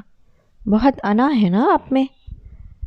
دوسری جانب ثنائلہ کے محبت بھرے لہجے نے موہت کو زندگی کی حرارت بخشی۔ تمہیں کس نے کہا میں تمہیں یاد کر رہا تھا؟ موہت نے بےتابی سے پوچھا۔ میرے دل نے، اور آپ کو پتا ہے کہ آپ کے معاملے میں میرا دل کبھی جھوٹ نہیں بولتا۔ ثنائلہ آج بھی یقین کی سب سے اونچی سیڑھی پر کھڑی تھی۔ موہت ایک لمحے کو پسپا ہوا۔ جن سے محبت کی جائے ان کے ساتھ کیا ایسا کیا جاتا ہے؟ ایک شکوہ بے اختیار ہی موہت کے لبوں پر مچلا۔ کیا محبت پر سارے ہی اختیار آپ کے ہیں؟ میرا کوئی حق نہیں؟ ثنائلہ کا لہجہ نم ہوا اور دوسری جانب موہت کو یہ نمی اپنی دل پر گرتی محسوس ہوئی۔ اگر ایک بھی آنسو آنکھ سے نکالا تو میں جان نکال دوں گا۔ موہت کی محبت بری دھمکی پر ثنائلہ نے فوراً ہی اپنی آنکھیں پوچھیں۔ پتہ ہے پچھلے 1 ہفتے میں نے کتنی دفعہ اپنا فون نکالا، ان باکس میں جا کر چیک کرتی تھی کہ شاید کوئی ایسا میسج آیا ہو جس کا مجھے پتہ نہ چلا ہو، لیکن آپ نے تو شاید قسم کھا لی تھی، ہے نا؟ ثنائلہ نے بھی کھل کر گلہ کیا۔ تم نے تو شاید 1 گھنٹے میں اپنا سیل فون زیادہ سے زیادہ 10 دفعہ چیک کیا ہو، لیکن یہاں تو آنکھیں ہی اس اسکرین سے چپکی ہوئی تھیں۔ ہر گھنٹی پر دل دھڑکتا تھا، ہر کال پر تمہارا گمان ہوتا تھا۔ آفس میں ہر وزٹر کی اطلاع پر ایسے لگتا تھا کہ تم آئی ہو۔ مجھے پہلی دفعہ احساس ہوا کہ تم میرے لیے کیا ہو۔ میں نے تمہاری محبت کو خون کے ساتھ اپنی شریانوں میں گھومتا محسوس کیا ہے۔ مجھے پہلی دفعہ پتہ چلا کہ میری ہر سوچ اور میرے ہر احساس پر تم قابض ہو چکی ہو۔ موہت نے آج پہلی دفعہ کھل کر اعتراف کیا۔ مجھے لگ رہا ہے جیسے میری سماعتیں مجھے دھوکہ دے رہی ہیں۔ دوسری جانب ثنائلہ بے یقین ہوئی۔ دھوکہ تو مجھے میرے دل نے دیا ہے۔ موہت کی بات پر وہ چونکی۔ میں سمجھتا تھا میرے دل میں وسعت نہیں، وہاں ایک محبت کے بعد دوسری کی گنجائش کبھی نہیں نکلے گی، لیکن میں نے سوچا ہی نہیں کہ بعض لوگوں کی محبتیں تو سیلاب کی طرح زور آور ہوتی ہیں، اپنا راستہ خود بناتی چلی جاتی ہیں۔ وہ جیسے نیند کے زیر اثر بول رہا تھا۔ پہلی محبت کس سے کی تھی؟ ثنائلہ کی ساری ہی حصیں بیدار ہوئیں۔ کیا کرو گی پوچھ کر؟ موہت رنجیدہ ہوا۔ بتائیں نا۔ ثنائلہ نے اصرار کیا۔ اس محبت کے سارے نقش میں اپنے دل سے دھو چکا ہوں، اب دل کی سرزمین پر بس تمہاری ہی حکمرانی ہے، اب تم جو چاہو سلوک کرو، میں نے ہار مان لی ہے۔ موہت کو نہ جانے آج کیا ہو گیا تھا۔ بتاؤ نا موہت، میرے سے پہلے کس نے اس سرزمین پر راج کیا ہے؟ ثنائلہ کی سوئی وہیں اٹکی ہوئی تھی۔ کیا تمہیں اس چیز سے کوئی فرق پڑتا ہے؟ موہت نے بڑی روانی سے پوچھا۔ ہرگز نہیں۔ ثنائلہ نے برجستہ انداز میں جواب دیا تو وہ ہنس دیا۔ پھر چھوڑو اس بات کو، رات گئی سو بات گئی۔ لیکن اگر آپ نے ذکر کر ہی دیا ہے تو پھر نام بتانے میں تو کوئی حرج نہیں، میں کون سا اسے جانتی ہوں گی؟ ثنائلہ نے ہلکے پھلکے لہجے میں کہا۔ تم جانتی ہو اسے؟ موہت کی بات نے اسے حیران کیا تو وہ بےتاب ہوئی۔ کیا واقعی؟ کیا نام ہے اس کا؟ ماہم منصور۔ دوسری طرف سے فوراً ہی جواب آیا تھا۔ ثنائلہ کے سر پر تو گویا چھت ہی آن گری۔ اسے لگا کسی طاقت نے اس کا دل اپنی مٹھیوں میں پکڑ کر برے طریقے سے جکڑ لیا ہے، یا پھر کسی نے اس کی سماعتوں میں گرم گرم سیسا پگھلا کے ڈال دیا ہے۔ عائشہ کو آج پارک کے اس مخصوص کونے میں آ کر اپنا کام کرتے ہوئے تیسرا دن تھا۔ وہ پچھلے 2 دن سے بے چینی سے علی کی منتظر تھی۔ اسے اچھی طرح سے علم تھا کہ وہ صبح بلا ناغہ جاگنگ کرنے کے خط میں مبتلا ہے۔ اب یہ تو ممکن نہیں تھا کہ اپنی اس عادت سے اس نے چھٹکارا پا لیا ہو، لیکن یہ عین ممکن تھا کہ اس نے اپنا جاگنگ ٹریک بدل لیا ہو۔ وہ اس امید کے ساتھ آج کل وہاں آ رہی تھی کہ شاید اس سے سامنا ہو جائے۔ وہ اس سے بہت سی باتوں کو کلیئر کرنا چاہتی تھی۔ انار کے درخت کے نیچے اپنا کینوس رکھے وہ بظاہر اپنے کام میں مصروف تھی، لیکن اس کی نگاہیں سامنے جاگنگ ٹریک پر جمی ہوئی تھیں۔ اپنا کام کرتے کرتے وہ وقتاً فوقتاً سامنے بھی نگاہ ڈال لیتی تھی۔ وہاں وہی مخصوص چہرے ہی نظر آ رہے تھے جو کئی مہینوں سے باقاعدگی اسے نظر آتے تھے۔ ان چہروں میں وہی ایک چہرہ غائب تھا جو کبھی اسے اکثر وہاں نظر آتا تھا۔ اس نے ریسٹ واچ پر نظر ڈالی اور بیزاری سے اپنے کام میں مگن ہو گئی۔ کہیں اس نے صبح کی واک اور جاگنگ چھوڑ تو نہیں دی؟ ایک سٹروک لگاتے ہوئے اس نے بے اختیار سوچا۔ شکل سے اور عادتوں سے تو وہ اتنا غیر مستقل مزاج نہیں لگتا۔ بارہا بتا چکا ہے کہ اس کی کچھ عادتیں بہت پختہ ہیں جن سے کبھی بھی وہ جان نہیں چھڑا سکتا۔ اسے اچانک یاد آیا، مجھے رامس کو فون کر کے پوچھنا چاہیے۔ ابھی ابھی اس کے ذہن میں خیال آیا، لیکن وہ کیا سوچے گا کہ میں کیوں اس کے بھائی کے بارے میں پوچھ رہی ہوں؟ دماغ نے فوراً ہی اسے عمل درآمد کرنے سے روکا۔ پوچھتا ہے تو پوچھتا رہے، اب وہ ہی صرف میری مدد کر سکتا ہے۔ ایک اور سوچ نے اس کے ذہن کا احاطہ کیا۔ ہوش کے ناخن لو عائشہ، کیا ہو گیا ہے تمہیں؟ دماغ نے بر وقت ہی اس کی کھچائی کی تو اس نے اپنا ارادہ ملتوی کر دیا۔ اچانک ہی اس کی نگاہ سفید ٹریک سوٹ میں ملبوس شخص پر پڑی۔ وہ اس کے سامنے والے ٹریک پر ہی بھاگتا آ رہا تھا۔ عائشہ کے دل کی دھڑکنوں میں ایک ارتعاش سا برپا ہوا۔ اس کی نظریں مقناطیس کی طرح علی پر جم گئیں۔ وہ اس سے اب چند قدموں کے فاصلے پر تھا۔ اس نے نظر اٹھا کر علی کی طرف دیکھا۔ اسی لمحے اس کی نظریں بھی عائشہ سے ٹکرائیں، لیکن اگلے ہی لمحے عائشہ کے پاؤں زمین پر منجمد ہو گئے اور دل نے دھڑکنے سے انکار کر دیا۔ علی نے صرف ایک بھرپور نگاہ اس پر ڈالی تھی، لیکن اس ایک نگاہ میں اس قدر اجنبیت اور رکھائی تھی کہ عائشہ کو اپنے پیروں سے زمین نکلتی ہوئی محسوس ہوئی۔ وہ ایک لمحے کو ساکت ہوا تھا اور اگلے ہی لمحے اور تیزی سے ٹریک پر بھاگنے لگا۔ اس کی آنکھوں میں شناسائی کا کوئی رنگ نہیں تھا، اور یہی چیز عائشہ کے لیے تکلیف دہ تھی۔ وہ تکلیف کے گہرے اثر کے زیر تحت سامنے رکھے بینچ پر بیٹھ گئی۔ ہمیشہ کی طرح آنسو آج بھی آنکھ کی منڈیر پار کر کے اس کے گالوں پر پھسلنے لگے۔ اسے وہاں بیٹھے ہوئے 15 منٹ ہی ہوئے تھے کہ آسمان پر موجود بادلوں نے انگڑائی لی اور اگلے ہی چند منٹوں میں جل تھل ہو گیا۔ وہ برستے آسمان کے نیچے اکیلی بیٹھی تھی۔ کینوس پر بنی اس کی ادھوری پینٹنگ کو بارش کی بوندوں نے بالکل خراب کر دیا تھا۔ سارے رنگ آپس میں مل کر ایک بھدی سی شکل اختیار کر گئے تھے، لیکن اسے پینٹنگ کی کوئی فکر نہیں تھی۔ جو بھدا پن اس کی اپنی زندگی میں آ گیا تھا، اس کے بعد کوئی بھی چیز اس کے لیے تکلیف دہ نہیں تھی۔ بہت دقت کے ساتھ وہ گھر تک پہنچی تھی اور آگے ماما کا پریشانی سے برا حال تھا۔ کہاں چلی گئی تھی عائشہ؟ میں 101 دفعہ تمہارے نمبر پر کال کر چکی ہوں۔ ماما کے لہجے میں تشویش تھی۔ ماما میرا فون گاڑی میں پڑا تھا، اس لیے مجھے پتہ نہیں چلا، اس نے بیزاری سے جواب دیا اور خود واش بیسن کی طرف بڑھ گئی۔ اس کے کپڑوں پر بارش کی بوندیں اور کیچڑ کے داغ لگے ہوئے تھے۔ ٹھیک ہے، منہ ہاتھ دھو کر کپڑے چینج کر کے آؤ، موہت کو ڈاکٹر کے پاس لے کر جانا ہے۔ ماما کے فکر مند انداز پر وہ ٹھٹکی۔ کیا ہوا بھائی کو؟ رات سے ٹیمپریچر میں جل رہا ہے، آنکھیں سرخ اور برا حال ہے۔ ماما کے لہجے میں تشویش اور پریشانی کے سبھی رنگ تھے۔ آپ نے انکل ذکی کو کال نہیں کی؟ عائشہ نے اپنے فیملی ڈاکٹر کے بارے میں دریافت کیا۔ کی تھی، وہ ملک سے باہر ہیں، تم یہ باتیں بعد میں کر لینا، پہلے چینج کر کے آؤ۔ ماما نے ناگواری سے اسے ٹوکا تو وہ اپنے کمرے کی طرف چل دی۔ اگلے ہی 10 منٹوں میں وہ قریبی پرائیویٹ ہاسپٹل میں تھی۔ موہت کی حالت واقعی خاصی خراب تھی، اسے فوراً ہی ایمرجنسی میں داخل کیا گیا تھا۔ عائشہ کافی دیر تک ڈاکٹر کے کہنے پر اس کے ماتھے پر ٹھنڈی پٹیاں کرتی رہی۔ اگلے 3 گھنٹوں میں جا کر موہت کی حالت کچھ سنبھلی تھی۔ اس کے ساتھ ہی اس نے گھر جانے کی ضد شروع کر دی۔ وہ اب کافی بہتر محسوس کر رہا تھا۔ السلام علیکم۔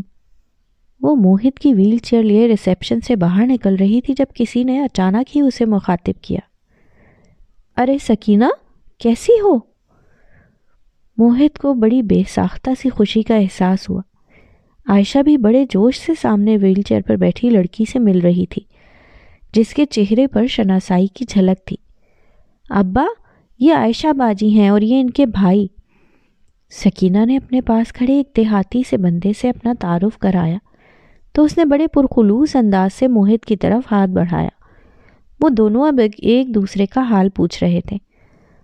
ماما، یہ سکینہ ہے جس کا میں اور بھائی آپ سے ذکر کرتے ہیں۔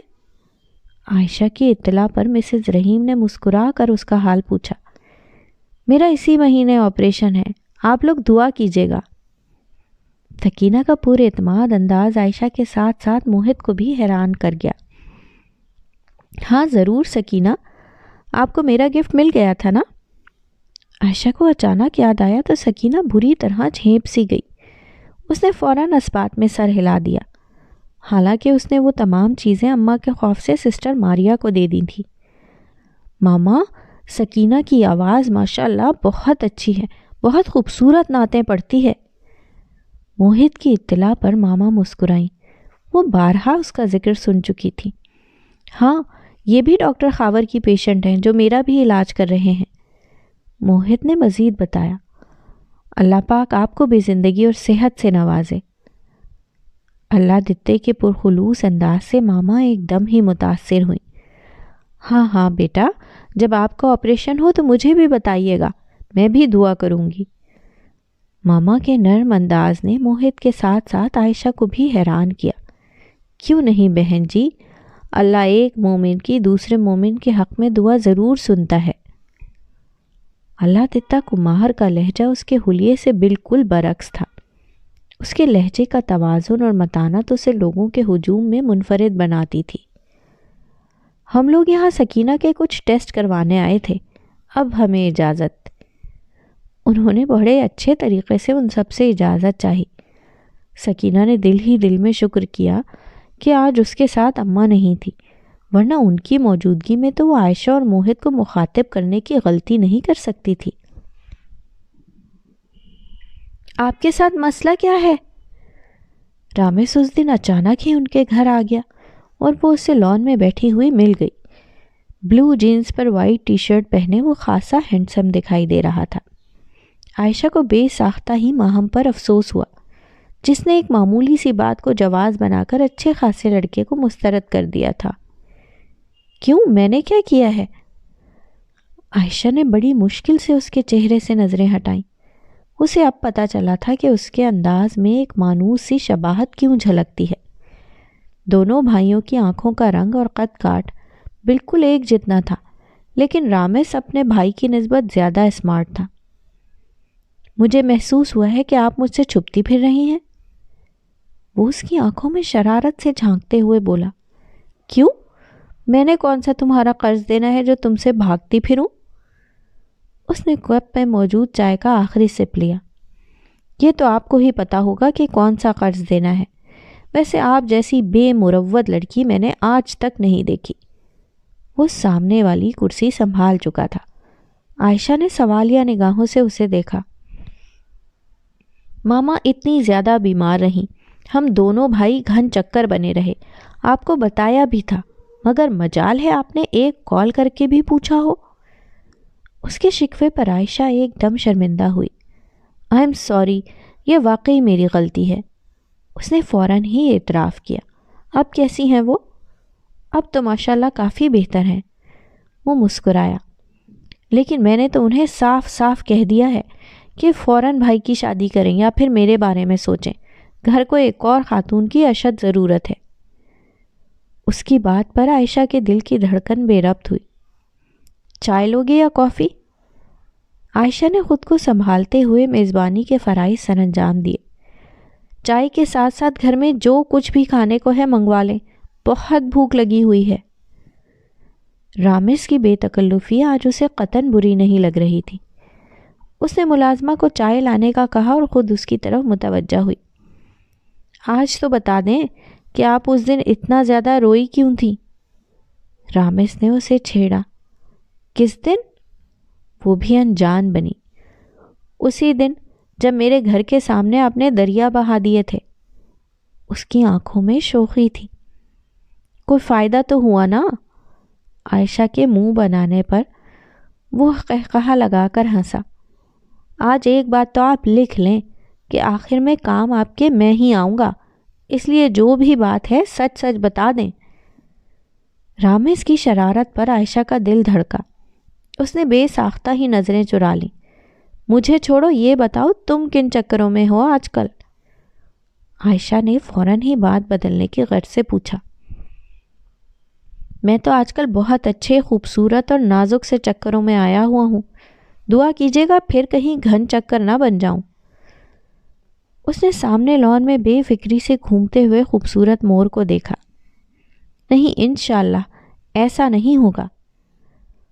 عائشہ کے چہرے پر ایک پرخلوص سی مسکراہٹ ابھری تو رامس کھلے دل سے مسکرایا۔ کہاں ہوتی ہیں وہ آپ کی میڈم باوری صاحبہ؟ رامس کا طنز اسے فوراً ہی سمجھ آیا۔ مجھے کوئی علم نہیں، کافی دنوں سے کوئی رابطہ ہی نہیں ہوا۔ عائشہ نے صاف گوئی سے بتایا تو وہ جل کے بولا۔ آج کل پھر کسی بیچارے کی شامت آئی ہوگی۔ اب بیچارے خود اپنی شامت کو دعوت دیں تو بندہ کیا کرے؟ عائشہ نے ہنستے ہوئے طنز کیا۔ بات تو سچ ہے، مگر بات ہے رسوائی کی۔ وہ اپنے کان کھجاتے ہوئے شوخی سے بولا۔ اب خاموشی اور سکون کے ساتھ چائے پیو۔ عائشہ نے اس کے سامنے پڑی چائے کی طرف اشارہ کیا تو وہ فوراً ہی متوجہ کیا۔ یہ آپ نے بہت نیک کام کیا ہے، اللہ آپ کو کوئی ہینڈسم سا شوہر دے۔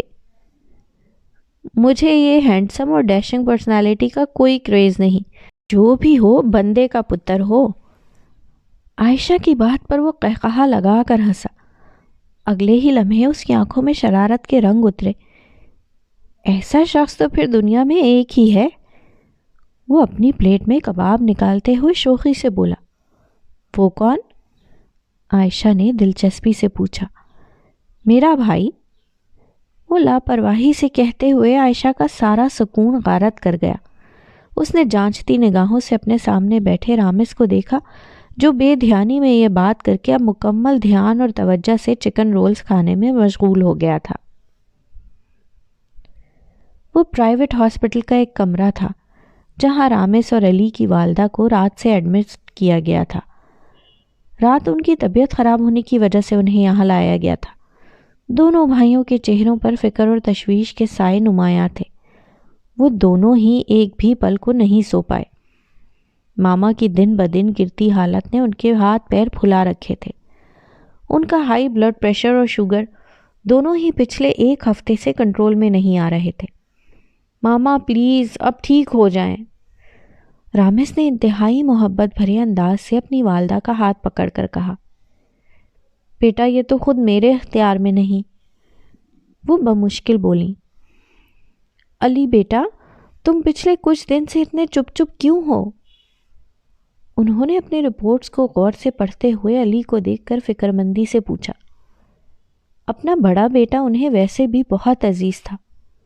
کچھ نہیں ماما، بس آج کل کام کا کافی برڈن ہے، انہوں نے سنجیدگی سے جواب دیا۔ اللہ مجھے ہمت دے تو میں اپنے دونوں بچوں کے گھر اپنے ہاتھوں سے بسا جاؤں، انہوں نے حسرت بھرے انداز سے اپنی خواہش کا اظہار کیا۔ آپ بس اب رامس کے لیے سوچیں۔ ان کے تلخ لہجے پر رامس اور ماما دونوں ہی چونکے۔ رامس کے لیے ہی کیوں؟ ماما اپنی کوہنیوں کے بل بمشکل اٹھ کر بیٹھیں۔ رامس نے فوراً ہی انہیں سہارا دے کر اٹھایا۔ اس لیے کہ یہ اپنی زندگی کے لیے ٹارگٹ سیٹ کر چکا ہے۔ انہوں نے بہت غور سے اپنے چھوٹے بھائی کا حواس باختہ چہرہ دیکھا۔ رامس کے ساتھ ان کی کبھی بھی بے تکلفی نہیں ہو پائی تھی۔ ایک تو ویسے بھی وہ ان سے پورے 5 سال چھوٹا تھا اور کچھ وہ خود بھی فطرتاً سنجیدہ مزاج اور کم گو تھے۔ وہ بیچارہ تو تمہارے لیے ٹارگٹ سیٹ کرتا پھر رہا ہے، ماما نے ہلکے پھلکے انداز میں بتایا تو وہ چونک گئے۔ میرے لیے؟ ان کے منہ سے بے اختیار پھسلا۔ اسی لمحے دروازہ ہلکا سا نوک ہوا۔ وہ تینوں ہی چونک گئے۔ رامس نے اٹھ کر بے اختیار دروازہ کھولا۔ سامنے بالکل فریش انداز سے کھڑی عائشہ کو پھولوں کے گلدستے کے ساتھ کھڑا دیکھ کر خوشگوار حیرت کا شکار ہوا۔ ماما، عائشہ آئی ہیں آپ کی عیادت کرنے۔ رامس کے منہ سے نکلنے والے فقرے پر علی کو جھٹکا سا لگا، جبکہ ماما کے چہرے پر ایک بے ساختہ سی مسکراہٹ پھیلی۔ وہ دانستہ طور پر کھڑکی کی طرف منہ کر کے کھڑے ہو گئے۔ دل کی دھڑکنوں پر قابو پانا دشوار ہوا۔ السلام علیکم آنٹی، وہ بہت محبت سے مل رہی تھی۔ کیسی بہن ہیں آپ میری، اب خیال آیا ہے؟ رامس کے استحقاق بھرے لہجے سے زیادہ اس کی بات پر علی کو کرنٹ سا لگا۔ انہوں نے بے ساختہ مڑ کر اسے دیکھا۔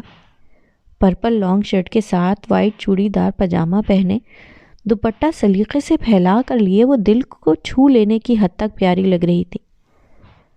آنٹی میرے لیے ایک موہت کیا کم تھا جو اب اٹھتے بیٹھتے اس کے بھی لیکچر شروع ہو گئے ہیں، اس نے بڑی بے تکلفی سے ماما سے گلہ کیا۔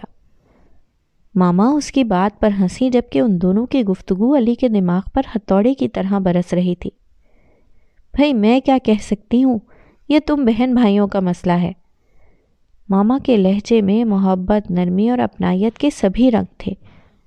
علی بیٹا تم ملے عائشہ سے؟ ماما نے اچانک ہی اسے مخاطب کیا، جو بالکل ہکا بکا انداز سے اسے دیکھ رہے تھے۔ عائشہ کے چہرے پر بڑی خوبصورت مسکراہٹ تھی اور آنکھوں کی چمک اس بات کی گواہ تھی کہ وہ اس ساری سچویشن سے لطف اندوز ہو رہی ہے۔ ماما میں عائشہ کو پہلی دفعہ تھوڑی مل رہا ہوں، بہت عرصے سے جانتا ہوں۔ علی کی بات نے اس دفعہ عائشہ کے چھکے اڑائے۔ اس کے چہرے سے مسکراہٹ غائب ہوئی۔ اسے علی کی طرف سے اس بات کی توقع ہرگز نہیں تھی، جبکہ ماما اور رامس نے بڑی حیرت سے ان کا چہرہ دیکھا جو اب کھل کر مسکرا رہے تھے۔